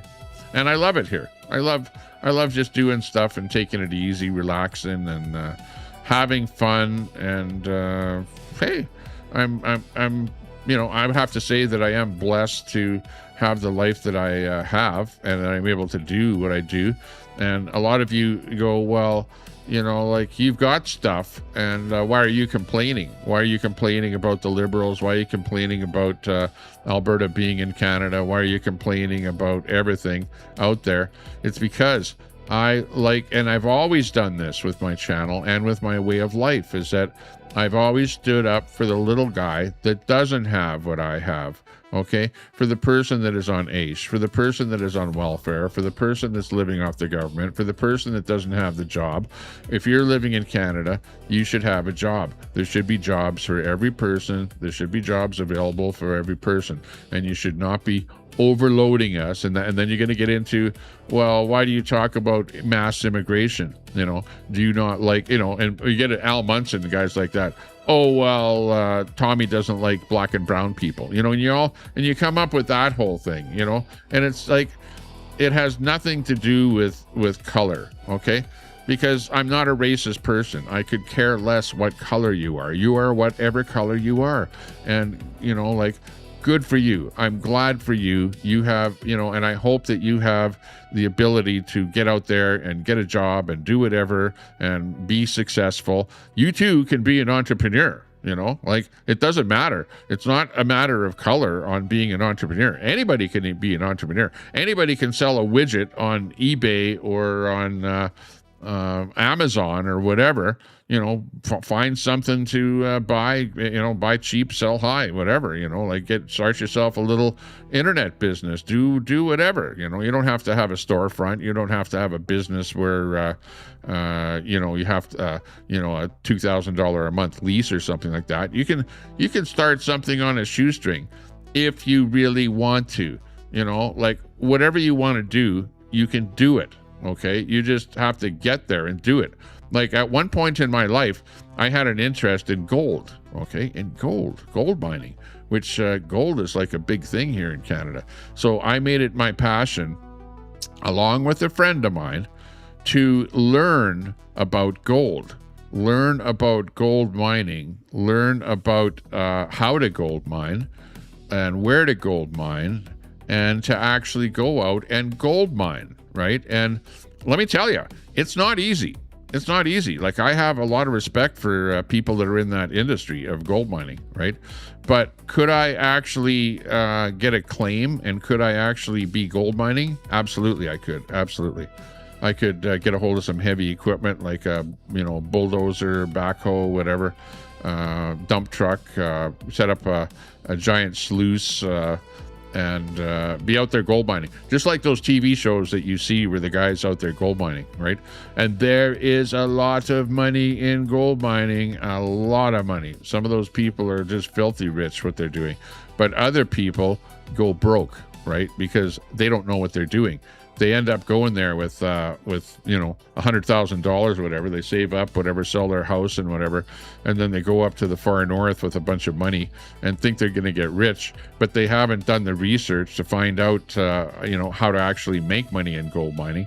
And they go up there, they get some kind of a plot of land, and they start digging, and they don't make ends meet, and they go broke. And that happens over and over and over again, right?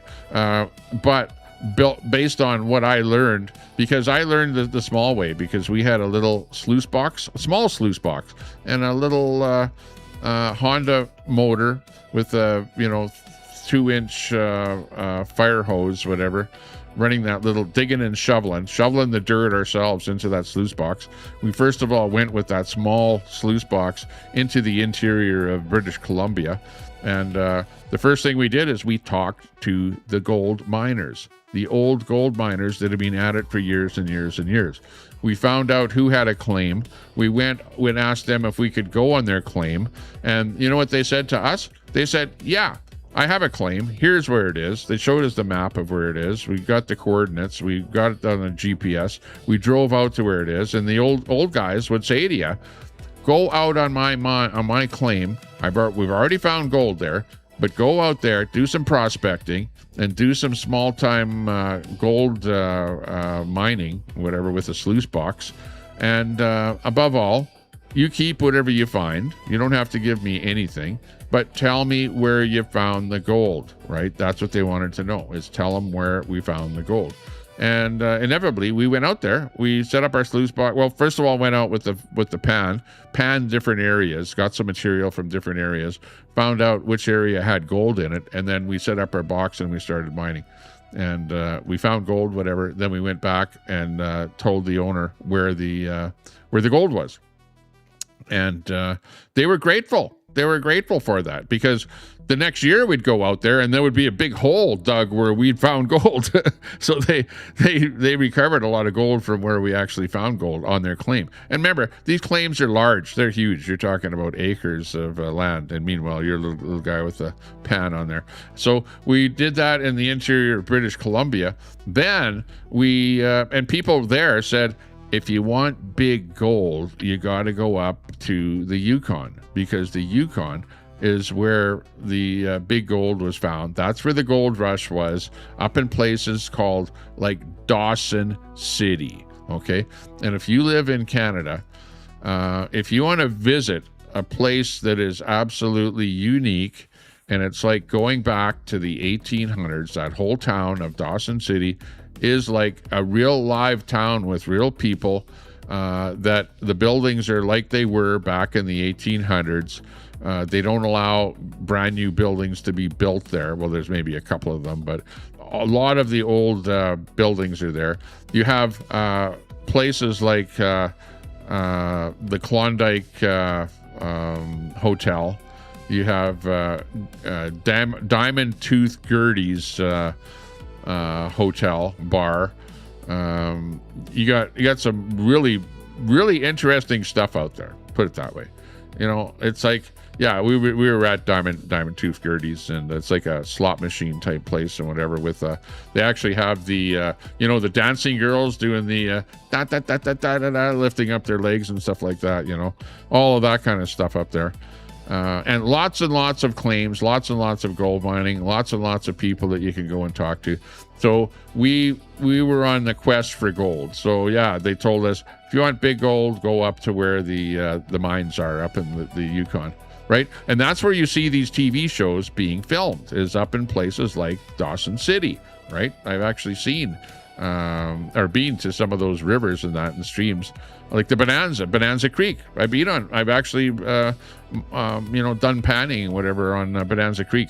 I've actually done gold mining right off of Bonanza Creek on a guy that we met up there and said, hey, he actually this is what happened. We show up there and he and we have metal detectors too to do metal detecting of nuggets, and he did a fresh with his bulldozer of a bunch of areas there where he scraped the land, where he scraped it off, and now you've got bulldozed area there, right? And he said, hey, you guys got metal detectors, go out to this area where I did a fresh scrape, and you guys metal detect that area there, and whatever you find, whatever nuggets you find, you guys keep, but just tell me what you found and where you found it, so that he can do some digging in there. So we go out there with our metal detectors, and sure as shit, we're detecting nuggets. We're getting nuggets like half an inch size nuggets or something, or even a 1 inch size nugget. Not giant nuggets the size of your fist or something like that, but we're out there and we're actually finding stuff. And we're not getting rich off of what we're finding, but still, you could have a little nugget there that might be worth $100 or something like that, and we're finding a bunch of them there. So we go back to him and we tell him where all that stuff is that we found. And of course, we're only up there for short periods of time, like we're in the Yukon for a couple of weeks or something like that. Whereas these guys live up there. Like that's their how they make their money, And it ended up that the one guy's claim that we were on, it wasn't actually his claim, but it was his father's claim. And his father, his son was the guy that we were dealing with, right? Because he was the guy on the claim. But his father actually owned the claim, and his father was a doctor, okay? And he was on there working the claim and doing everything, whatever. But his father wanted to sell the claim. And it turns out that the guy that owned the claim right next door was a guy by the name of 2x4 Bob, okay? 2x4 Bob. And 2x4 Bob, you can imagine why that's his nickname, right? Because, he wasn't a really friendly guy, whatever, and he would get in trouble, whatever, and, use a 2x4 to, get his way, I guess. I don't know. But anyways, they got into an argument. 2x4 Bob got into an argument with the guy that was on our claim, that we were over there with him. And they got into a big argument, and the guys who claimed that we were on ended up shooting and killing 2x4 Bob. And the dude that did get that is now in jail in the Yukon. He's sitting in jail right now to this day. The last that I heard, he was still in jail. And that was going back, probably 10 years ago now that I'm talking about that we were doing that. So, this is the history of the Klondike days, SW. Yeah. So, do people fight over gold? Absolutely. Is there such a thing as gold fever? Absolutely. People get gold fever. They get fever to find the gold and to do stuff with gold and to fight other people over gold.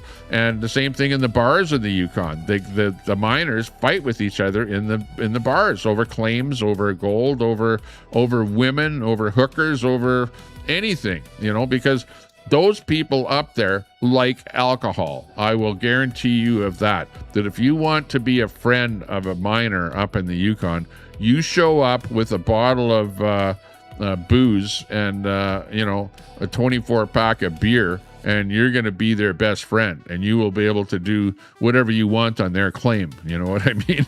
Like, yeah, go do whatever you want. Just tell me where you find it. But that's the key to being a gold miner's friend. And there's also another saying that I learned, which is, what's the definition of a gold miner? Well, it's a liar standing over a hole in the ground, right?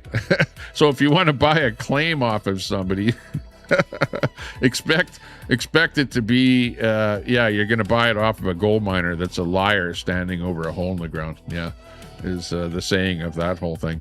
There's lots of stuff that you find too. Like where you find the gold up in the Yukon, it's like they say gray is good. No, gray is what the hell was that saying now? Because you got clay. Where you find clay, you find the gold, because the gold will settle on the clay, right? So gray is okay, or maybe something like that. Gray is okay, but redder is better, okay?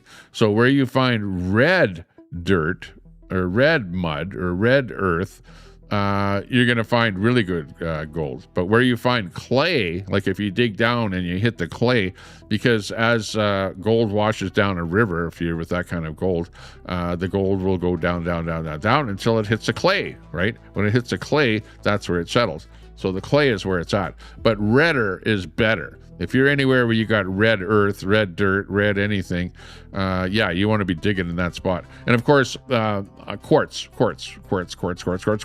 right? You find gold where you find quartz. So if you got a seam of quartz or whatever, yeah, okay, real good. We were also on another guy's claim that was high up off the river, like very high up, as high up in that land, in that area as you can get. And the gold that he was finding was not what you call river wash gold. River wash gold is rounded gold, okay? And then you'll have gold that's in rock. If it's embedded in the rock, well, you've got to crush that rock to get out of it, so you need a rock crusher to get at it. And where you have gold like, way far underground, like in the Northwest Territories around Yellowknife, that's going to be all hard rock mining. So there's different kinds of mining. You've got hard rock mining, which is like actual rock that you have to crush, which the average little guy doesn't want to do that. So you want to find that river wash gold. So it's gold that has come from a seam up on top and is washed down the river, hit around the wide part of a old river or something like that, and settled right there, right? So that's where you're digging and you're finding that river wash gold. And then you've got the gold that is up on top of these hills, which is different yet. It's like a crystalline gold. And that gold is like really, really valuable. You don't want to melt it down, but if you have a nice chunk of crystalline gold, that is like a collector piece. It's like a specimen, right?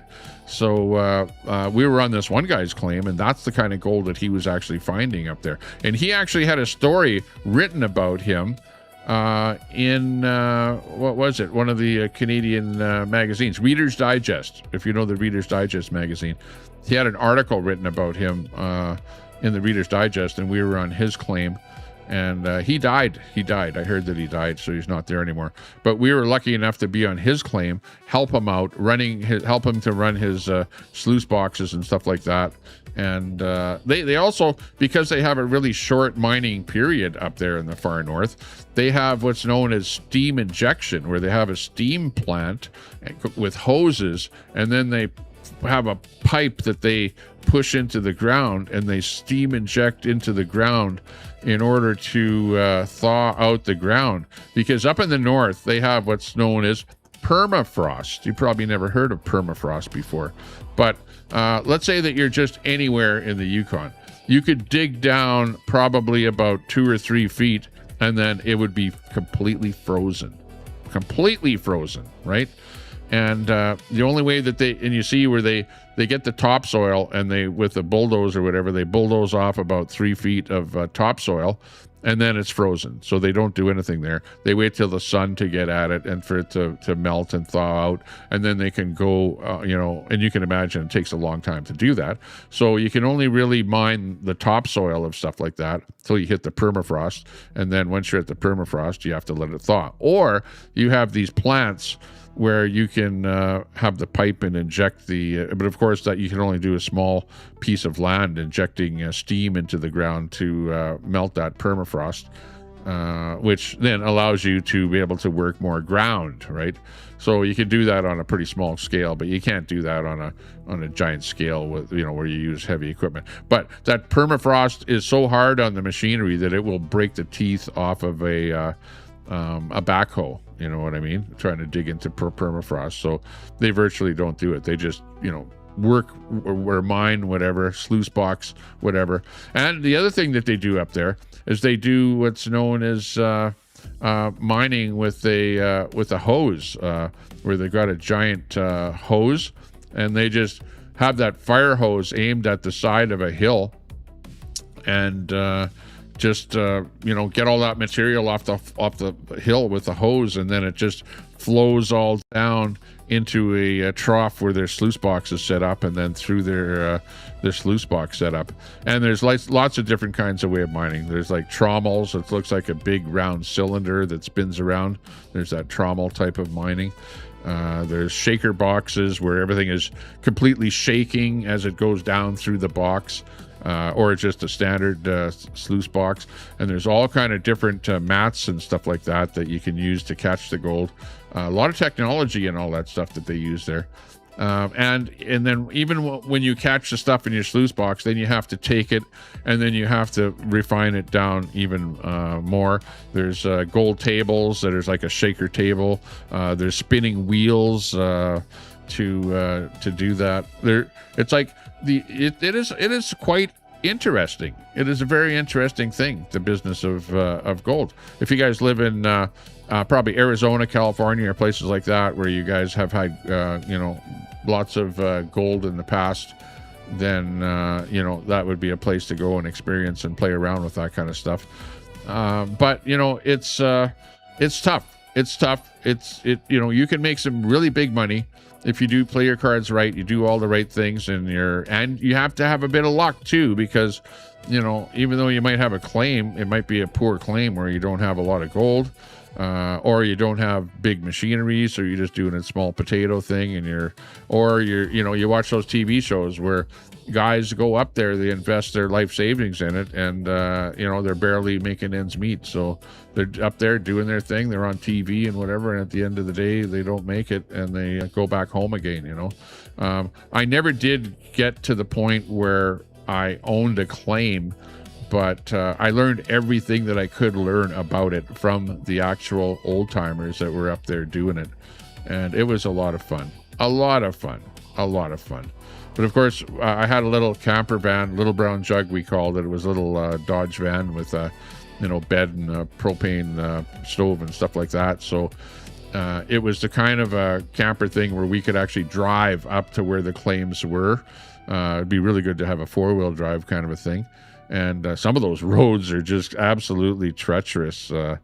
Like really, they were like scared the shit out of me, And up there on some of those hills, man, when some of those thunderstorms roared through there, and you would see lightning flashes, and they'd hit the ground, and you actually see them burn up a tree and stuff like that. Like when the storms came through those areas there, up high in the high altitude areas there, holy shit, scare the hell out of you.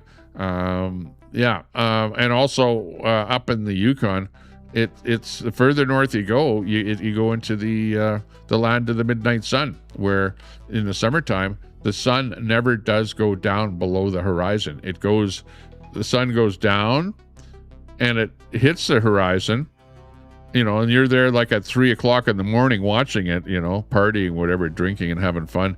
And then the sun comes back up again. You know what I mean? So it never does dip down below to where things are dark. It's like incredible to actually witness that, to see that. So yeah, that's pretty cool. Very, very good. Yeah, okay. Yeah, no, I understand that. I'm not saying that you would do that.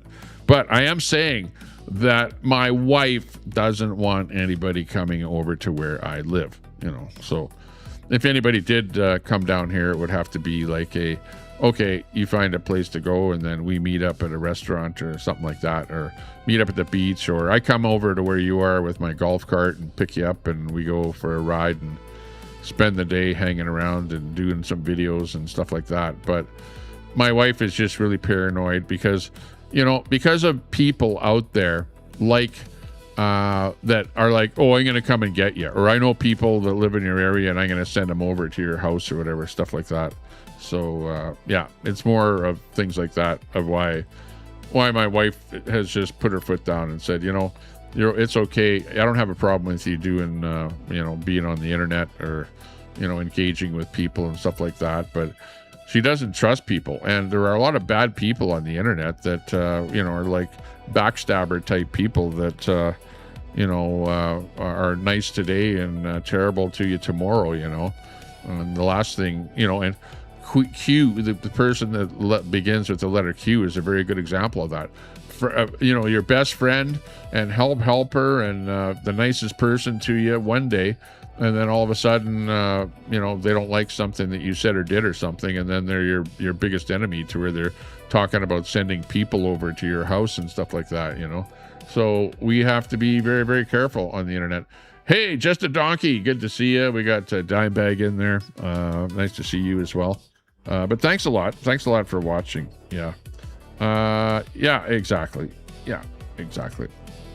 No, but hey, but on the other hand, I myself, if I was just by myself, I'd say, yeah, come on over. I don't have a care with that. But because I'm married and I have a family, and I do stuff out there, that puts me in danger. Like even when I go out and I do videos of people, I do videos of police, I do videos of, homeless people out on the street and all kind of stuff like that. And some people, they're very, very mean in the comments, and they go, "Oh yeah, I'm going to come and get you," or whatever.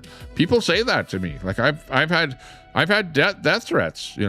People give me death threats for the just for saying that I want to be an independent person. People call me a traitor and everything under the sun. And well, you guys know it because you listen to me. Racist and a misogynist and I got to write every one of those things down here. Xenophobe and, you name it. Just because of the things that I talk about. I'm an outspoken person. I don't mind saying what's on my mind. But I don't say anything that would be, a hate speech kind of a thing. I'm not into hate speech. I don't want to hate on anybody. Like I said, I've said many, many times, I try and like everybody out there, right? It doesn't matter. There you go. There's a guy with the Canadian flag driving by there. Yeah, right. You can shove that Canadian flag here. Hang on.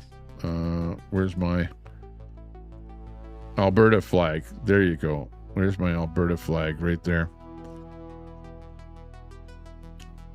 I need this one here. I need me in here. Okay, there we go. I got a guy with a Canadian flag. There are a few people with Canadian flags on their vehicles around here, and but there's a lot of Alberta flags around here in Sylvan Lake. So there's a lot of independent-minded people like me that are out here doing our thing.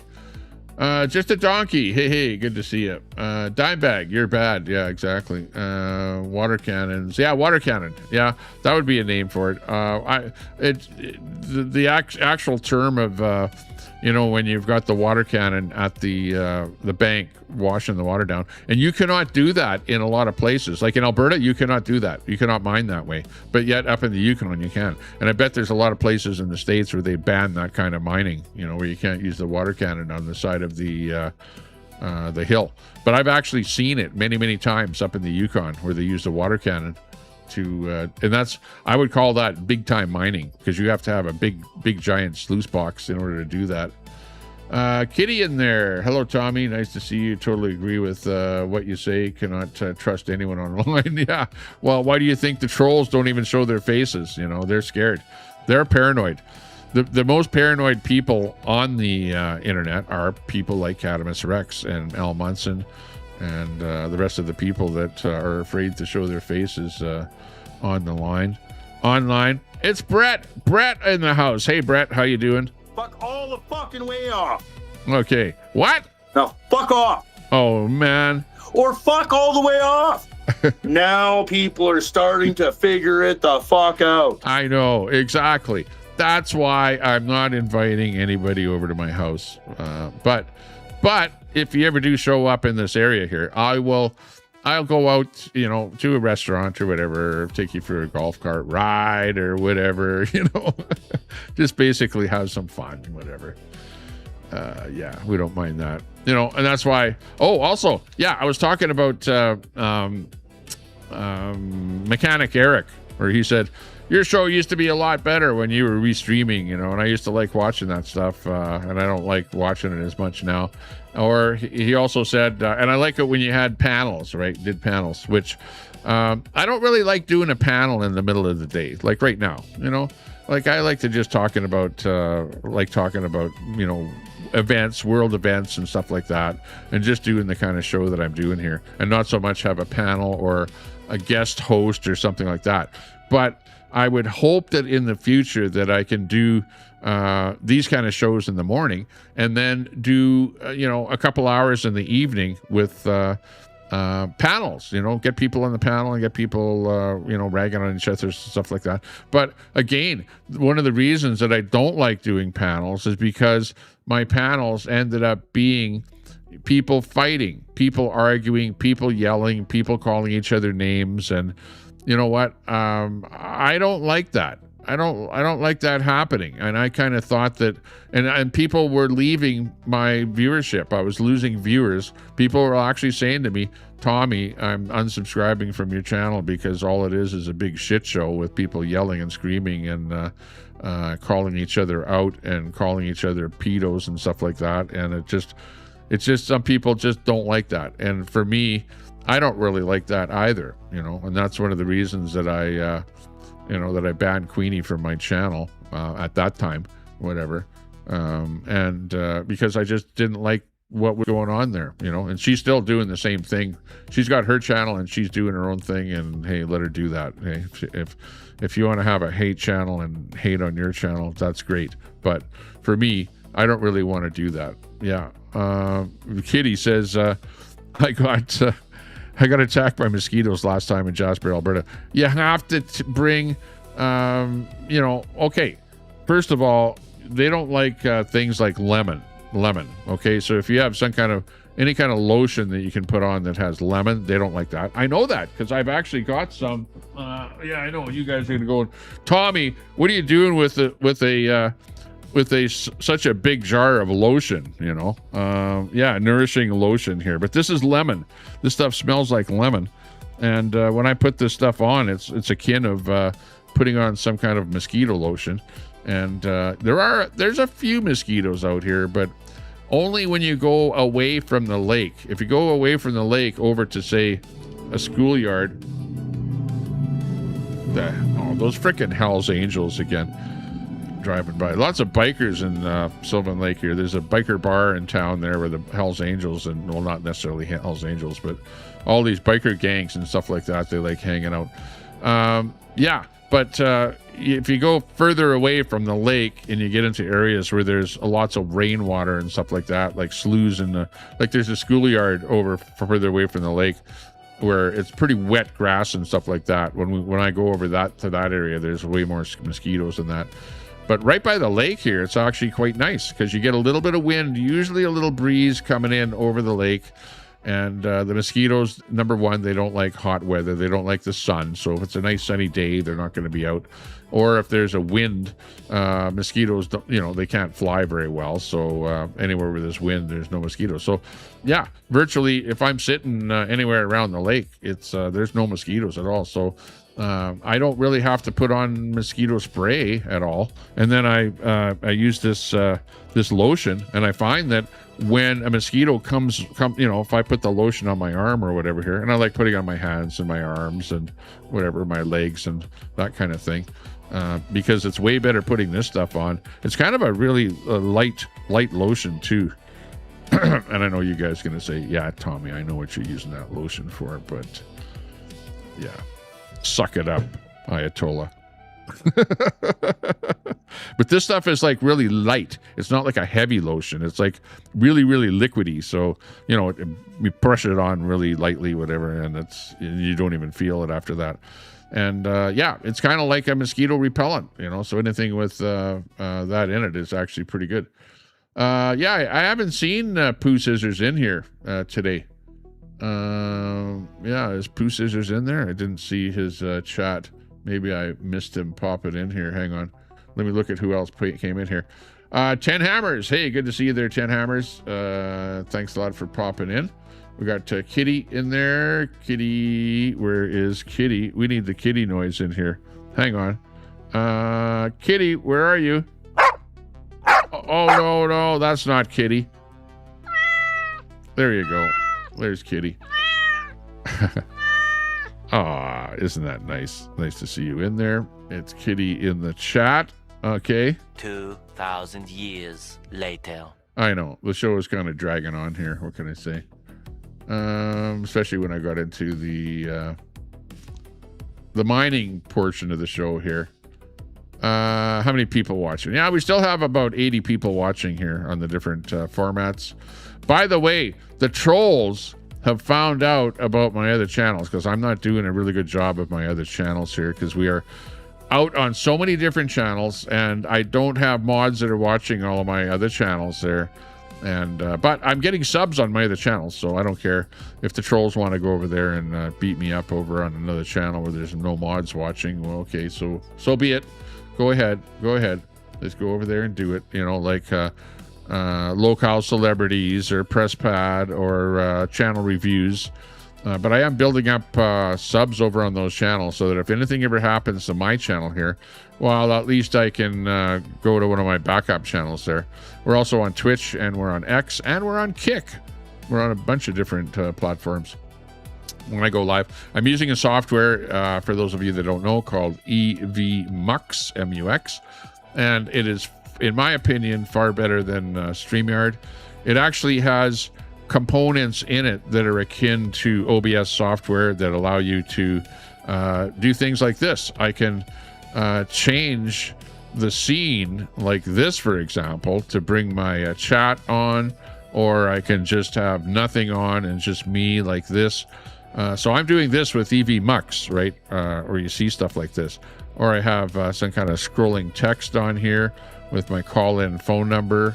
Yeah, like that. Or with the chat box in here like this, which I did have this one day where I just had no talking or whatever. I put this in here and I had the chat on there, and yeah, you know, with a little bit of stuff, the scrolling thing on the bottom there, and then I turned on my chat so that we could actually hear what the chat was happening. So yeah, we've got the software that we can do stuff here. Genie 24. Lol. Hey. There you go. We got a chat reader now. Like Mechanic Eric. Big shout out. Shout out to all our mods there. Absolutely.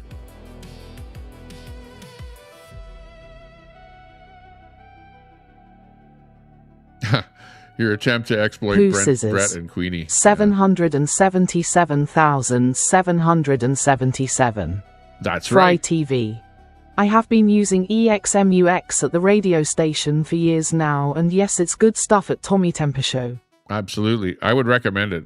That if you're fed up with StreamYard or you think it's too expensive, if you're with the paid version, go with EVMux because you get way more for your bang with EVMux. Lobster Jeff. 696,969,696,969. That's a 69 and a half. Fry TV. With EVMux. EVMUX. On their lowest tier, paid tier, you can stream to 9 different services. So to me, that was a big bonus because with StreamYard, I was only streaming to 3 services, right? So that's what the limitation of was, and very expensive.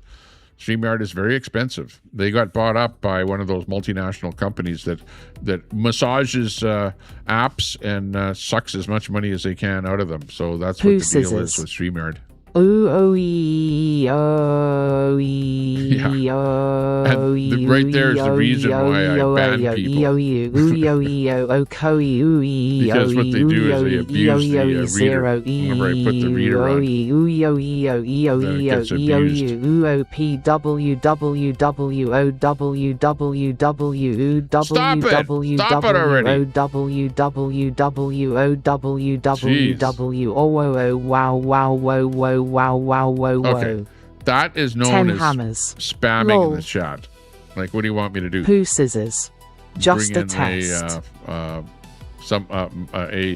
one of my Edward mods, Cam 1776 automatic- for Christ. automatic mod that will UWU. give you a timeout for posting something like that. Too many repeated letters or something. More Hell's Angels coming by. But anyways, 10 you hammers. get the hint. Sounds like a powwow. A powwow. It is a Edward powwow. Cam 1776 for Christ. Ooh, woo. Yeah. Hey, what's that? Hey, that's kind of cool too. Oh. We went black there for a second. I never did that.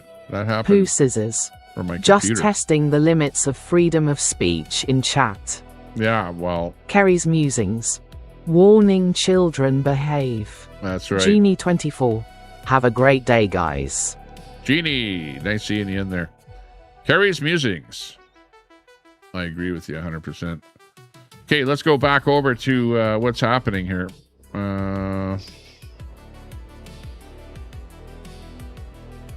Yeah. Edward Cam 1776 for Christ. Our rights to freedom of speech are under attack in America.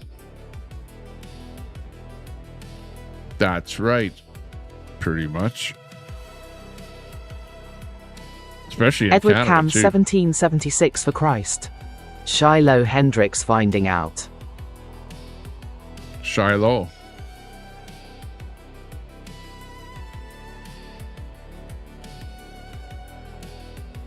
Phoenix Tide 69. If your bias matters more than the truth, then your pride makes you ignorant. Bob Cox M3U. Finding out how to get paid.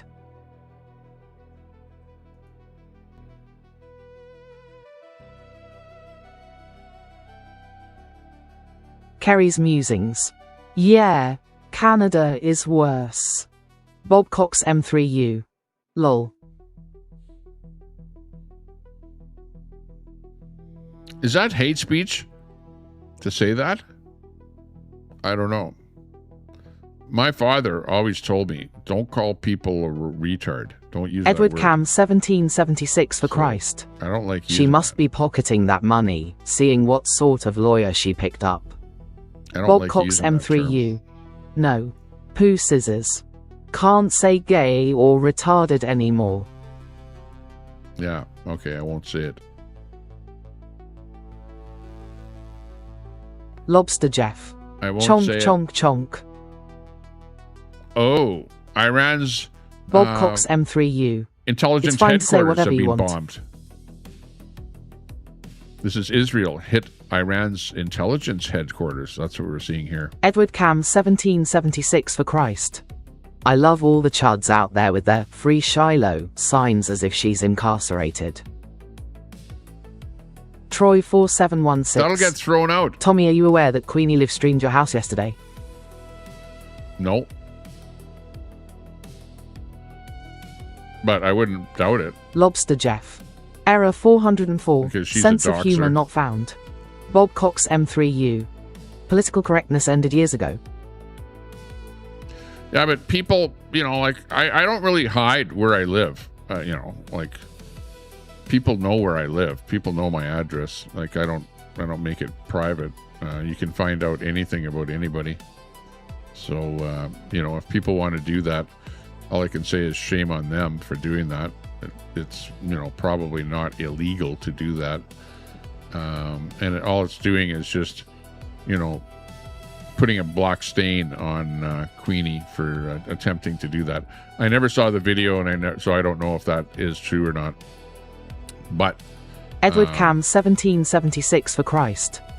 I'm old enough to remember when the chuds said free speech was back after Musk bought Twitter and Trump won the election. yeah, but what does she want Phoenix me to do? Tide Does she 69. want me to drive by Sounds her like house Queenie is fishing for a prison sentence and again. do a video Lobster of her Jeff. house there or whatever? Rubber Is that what baby she buggy wants? bumpers, rubber Is that what baby she's buggy hinting at? bumpers. Does she want that? She need more attention? You know, like in reality, I should just be ignoring her, because anytime you talk about her or I talk about her, you're just giving her more attention.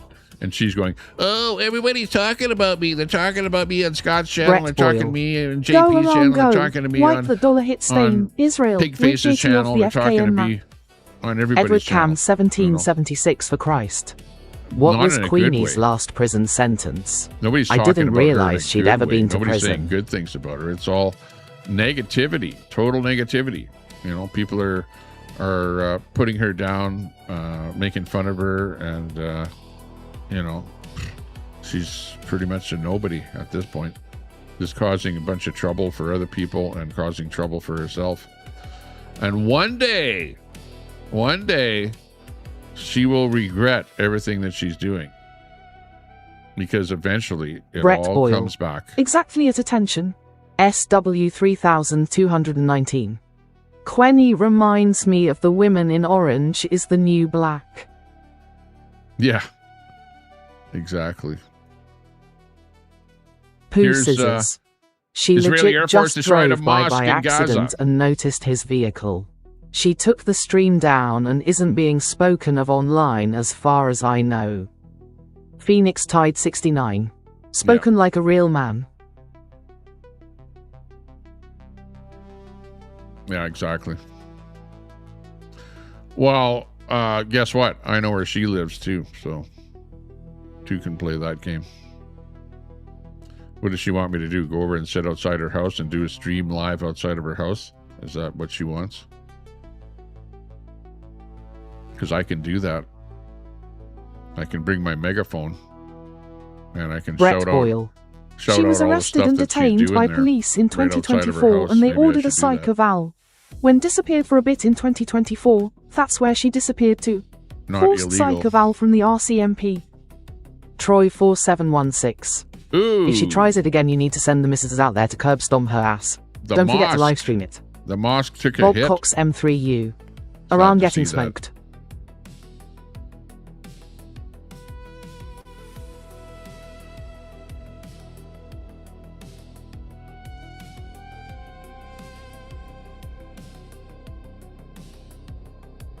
Phoenix Tide 69. She has the signs of having anti-personality disorder. Edward Cam 1776 for Christ. Bwahahaha, she used to be actual content. Hamilton Patty. TT, it was awful. She doxed the name of your street. Well, Phoenix I'm not Tide the, 69. I like seeing those explosions, Tommy. yeah, Edward Cam 1776 for Christ. exactly. I'm glad she's got her wheels back. Nothing entertaining comes from Kahemoth at home. Here we see Lobster Jeff. It must be a full moon.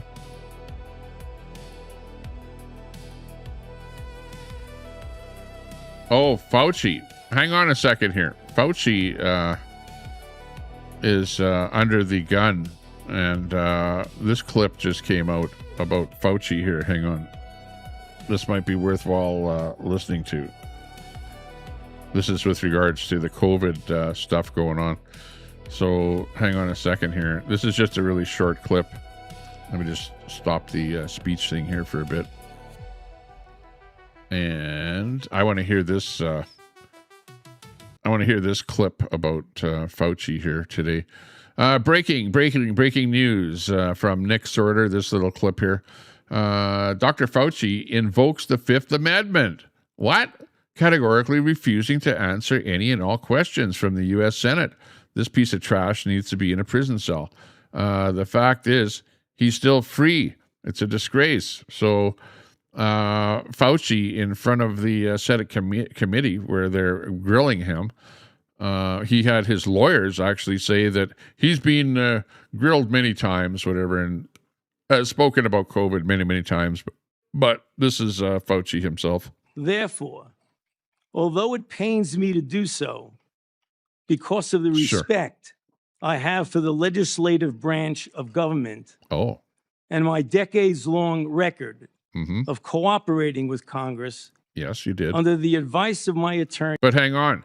You cooperated in the past, but it's a bunch of stuff that's being found out that actually happened that you didn't admit and you didn't want to talk about back then. And that's why they're grilling you now, because the Senate has learned certain things about what happened in the past, and they want some answers. Attorneys, I will invoke my right under the Fifth Amendment of the Constitution to refrain from answering your questions. Thank you. Oh, wow. So that's it. Invoked his fifth. He's not talking. We're not going to find out anything from him. So what are we to believe about that whole thing?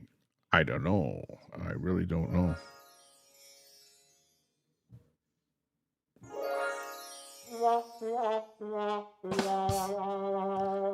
Yeah, that's pretty much it with Fauci. Dun, dun, dun, dun, dun, dun, dun, dun. Oh, what's going on? California. Our good friend Nick Shirley is in California. Let's listen to this little clip here coming in from Nick Shirley. And of course, he's trying to expose stuff that's been going on. Let's see. Public park in California taken over by drug addicts and dealers. Cartels control the surrounding area. People are using fentanyl in the open. No police anywhere. That sounds like downtown Edmonton.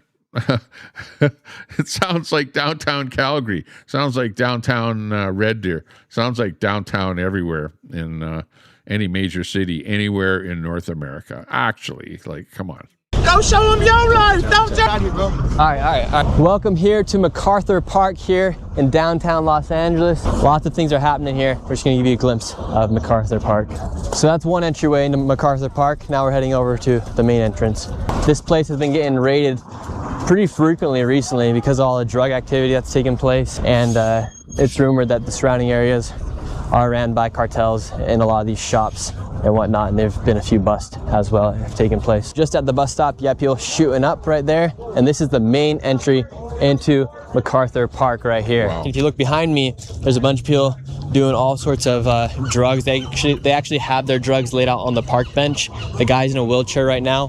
One of the effects of fentanyl is it does go after your limbs and cut away from your bloodstream, so a lot of people do lose their own limbs from the fentanyl that they use.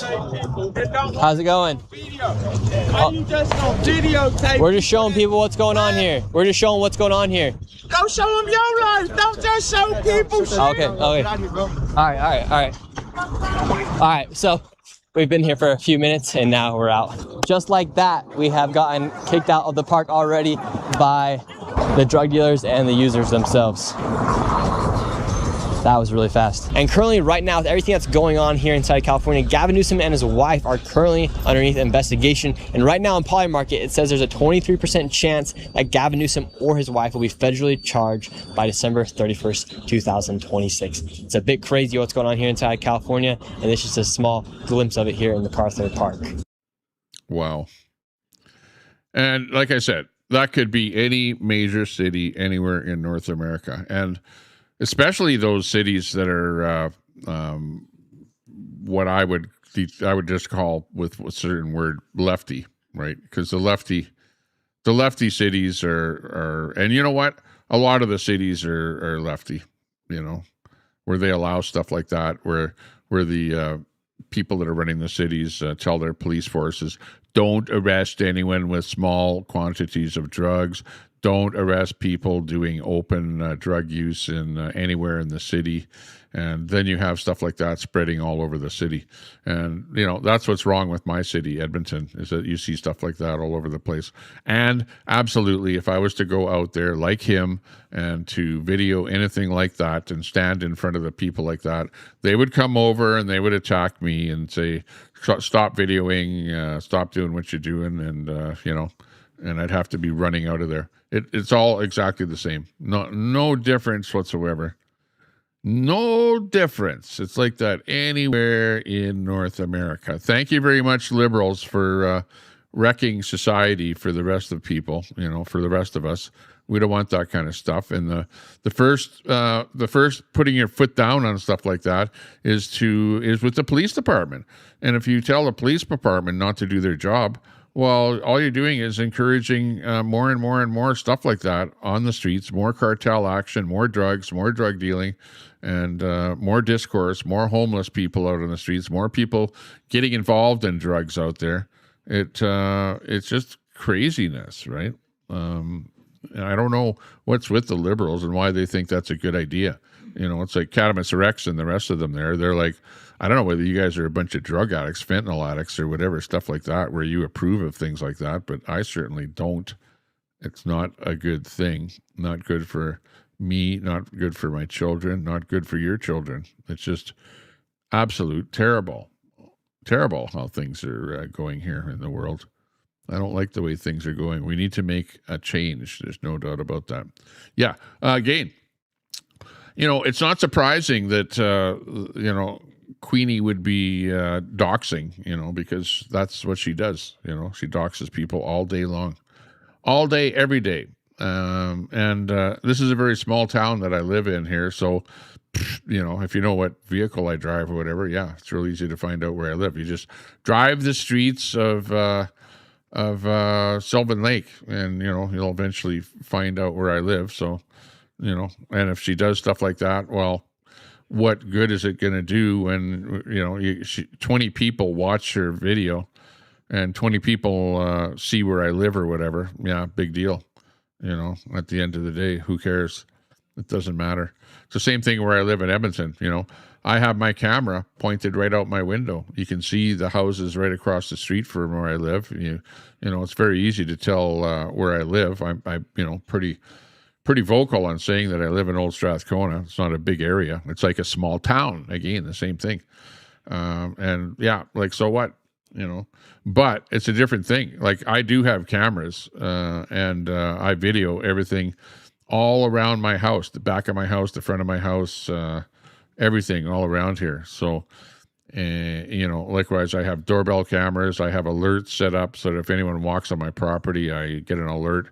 So, you know, if anyone does try and do something around here, beware, because you come onto my property and, yeah, I won't be, and now our government has said, hey, if somebody comes onto your property, you can do whatever you want to get them off of your property. And also the way the trespassing acts work in Canada here is you say to somebody, you're trespassing, get off my property, leave now. And if they don't leave, then you can use whatever force is necessary to remove them from your property, including bam, you know.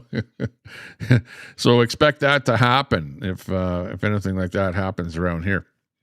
So yeah, keep that in mind, that you got to be nice to people and not be calling people out and shit like that, you know. Yeah. Oh, well, yeah. Like, Queenie, I know where you live. You know, what do you want me to do? Hop in my golf cart and come over to your place there right now and do a video outside your house? Do you want to get together and do a video? Is that what you want? You know, like, I'll come over. I'll do a video with you. You can go live. I can go live. And we can both yell at each other and, you know, be mean to each other and call each other out. And you can you can yell out my address and I'll yell out your address. And at the end of the day, what does it accomplish? What does it accomplish? You know, like, are you going to hurt my feelings, you know, doing something like that? You can't hurt my feelings, because I've been on the internet long enough to have everybody, you know, try and hurt my feelings. You know, I'm on Facebook all the time. The comments on look at, Look at, did you see, Queenie, did you see my post on Facebook where I got 500,000 views on that post? You know, the post that you stole, the one of the cops saying, hey, Tommy, don't video me. You know, that post got 500,000 views. You know that? You know, like, people know me. People around Sylvan Lake know me. I sat down at the local bar there at a table with 10 people. 9 of the people knew me. They knew me on the internet. They knew that I was Tommy Temper, you know. Like, I'm very well known because I do a lot of postings, and I actually run an actual Facebook group that has lots of people that are part of that group, you know. Like, I'm pretty well known. People know who I am. There's very few people that know you, but, you know, all I have to do is say, watch this person's channel. And they would watch and they'd go, man, I don't know. I don't like that. I'm not going to be watching that.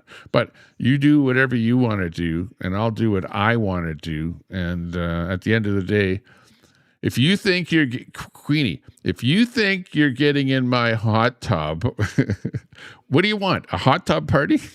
My wife wouldn't approve of it, first of all. But if you're coming around here, I know that you want to get into my hot tub. I know it. I just know it. You want into my hot tub. And yeah, at the end of the day, I have to get the okay from my wife first. And it probably isn't going to happen because, first of all, I value my hot tub, right? I want it to be in usable condition. Yeah, just saying. Yeah, I'm making fun. Yeah, but you know, let's have a little more fun in life. And yeah. By the way, Queenie, Pooh Scissors is actually a pretty good friend of mine. Pooh Scissors. You have to admit it. You have to start coming clean on the whole thing here, Pooh.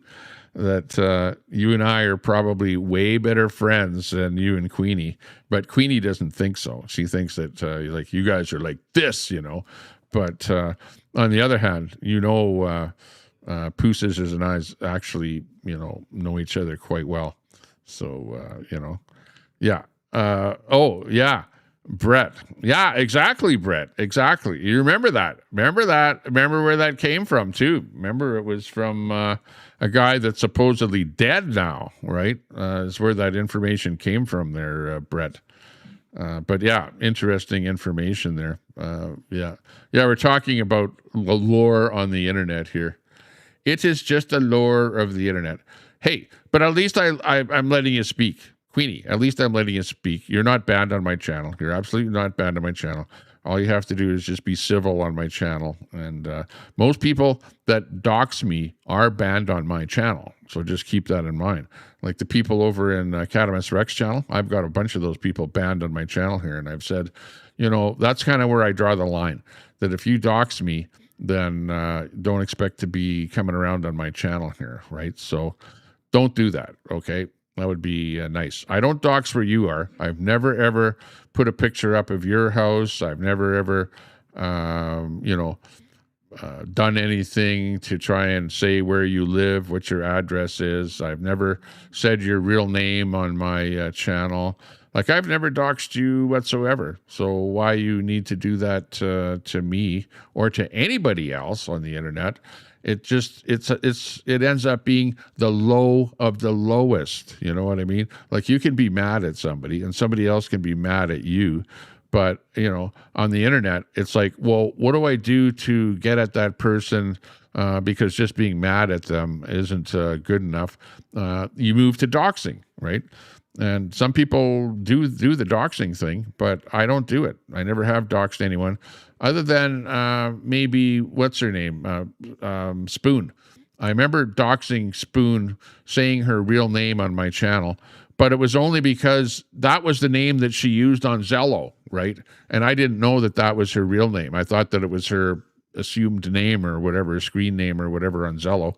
So I did say her name on my channel. So, yeah, I have to say, excuse me for doing that, Spoon, because it was like an unintentional doxing of your real name, which I don't like doing that. these things happen. But I do. I'm thankful that I got a lot of people watching my channel, and at the end of the day, it is what it is. It's just internet. It's just a small potato thing. On YouTube, I'm actually pretty small, but I'm like way bigger. I have a way bigger audience on Facebook. Like, you don't know it.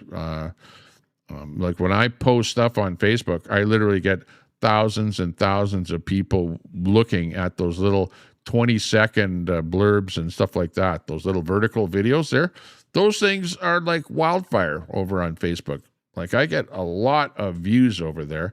So I'm like thankful that, things are going very well over on Facebook. I wish that that YouTube was a little more forthcoming on, getting the viewership up there and getting more people to view. But still, I'm on different platforms here. And out of all the platforms, I usually have, 75 to 100 people watching here. In fact, if I do a special, I'll get 1,500 people watching here. If I'm doing a special on a certain bit of content on something that's world happening events, like, remember the riots, or not riot? Yeah, they were kind of riots, I guess you could call them, protests happening over in Europe, right? When I was doing that there last month, holy geez, I had 1,500 people watching. So it really depends on your content, and it depends what's in my title. Title is extremely important as to how many people are going to come in here and watch. So, yeah, I have fun doing this stuff here. At the end of the day, it is what it is. People can do and say what they want. And there's a lot of haters out there in the world, on the internet, in the real world, whatever, all over the place. And that's just the way life is. And I've learned to accept it. And people can do what they want. If you want to be a hater, well, be a hater. Do what you love doing. But me, I don't like hating on people. I don't like tearing people down. I don't like doxing people. I don't like, exposing people, except when they're terrible. If you're a terrible person and you're out there doing stuff that I don't think is good for society, well, then I might talk about you. Expect that to happen. So, and really, there's a lot of people in my chat that don't like what's going on, so they're going to talk about it. So expect that to happen. So, at the end of the day, it is what it is. Yeah, but otherwise, I like to be kind of, welcoming to most people. But it is a tough thing to do. It's really, really tough.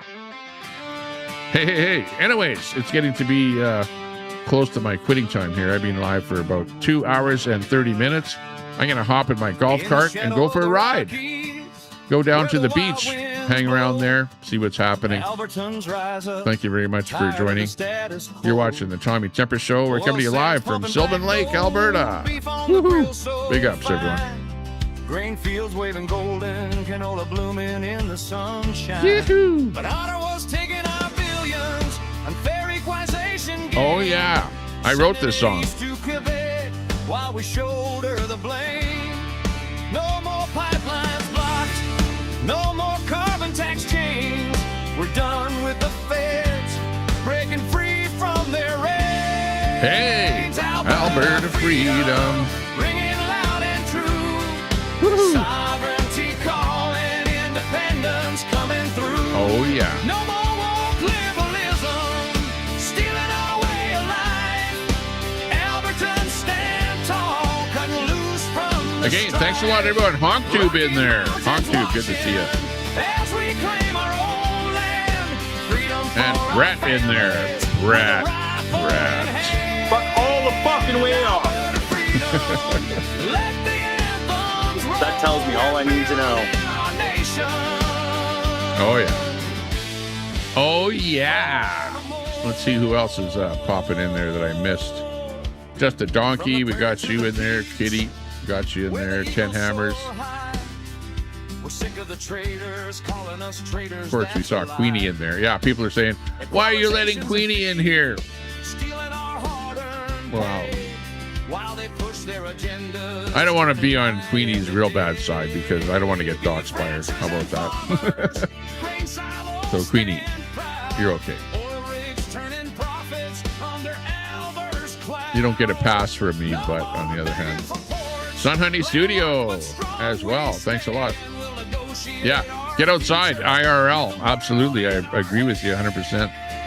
In real life, people, don't just sit on the internet. Get off your couch. Get out there and have some fun. Get out there in your car and yell at other people, okay? At the drive-thru.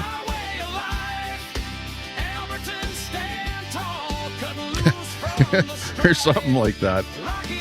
Yeah, cuck energy. Yeah, you got that right. Edward Cam, for Christ. Where'd you come up with that? Yeah, exactly. Hang on. Where is that one, Brett? Here, hang on. I've been preaching this shit for 20 fucking years. Parroting dumb shit. Or fuck all the way off. Fuck all the way off. Fuck, I hate stupid fucking people. Oh, fuck me, stupid fucking people. Off. I don't need you here. I don't want you here. It's irrelevant. Now, fuck off. Now people are starting to figure it the fuck out.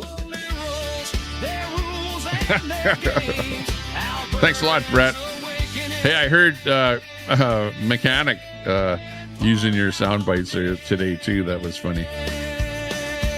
Woo-hoo. Let's go. Drop a link to your channel. Anyone that has a channel out there. ! Link will drop your link to your channel. Don't be afraid in my channel to do that. Don't come in here and go, Joe, he'll get pissed off at me if I drop my link. My bot is set up to do that, and I love people to drop links to their channels. Let people that are just sitting here. 20% of the people watching my channel are not subscribed to my channel. Remember that. But you can still click links, and they do, and they'll sub up. So, yeah, definitely, we got to share the love. And hit that thumbs up. Make sure you subscribe to the channel if you want to hear more of this bullshit that's going on here. Fuck all the fucking way off. That's right, Brett. I agree with you. Tricks FM. Yeah, check out Tricks FM, Fry's music channel. Doing well over there. Crime. Don't use the N-word. Stop using the N-word there, Crime. Stop doxing people. Be nice. Just follow a little of the Tommy Temper advice, you know. Be nice to people. Being nice to people actually is good for you, and yeah. Oh, by the way, I've got a special guest, a live guest coming on my show, who's going to be live in studio. We've got Uncle John returning to the podcast along with Tommy Temper. So be on the lookout for that. Now, Uncle John, I'll tell you, he's kind of left-wing. So you're going to hear a left-wing Uncle John along with a right-wing Tommy Temper. So you're actually going to get both wings of the bird on my show here. So be on the lookout for Uncle John in real life coming on live with me on my podcast. Yeah, Poo Scissors. If you remember Uncle John from whatever, I think it's been a couple of years since he's been on here. It was when, remember I was out at the lake there, and that was quite a while ago that he was on there. But yeah, Uncle John, he's a legend. Yeah, exactly. A legend in his own mind. I'm going to fucking have your fucking face bleeding and your teeth knocked out, and all your little buddies are going to fucking run away. Brett, yeah. See, that's why I don't want to meet up with you, Brett. See, as you say stuff like that, it worries me. Okay, but anyways. Yeah. Where's my golf cart key? I got to get the hell out of here. Bye, everyone. Peace. And yeah, it's hard to do that.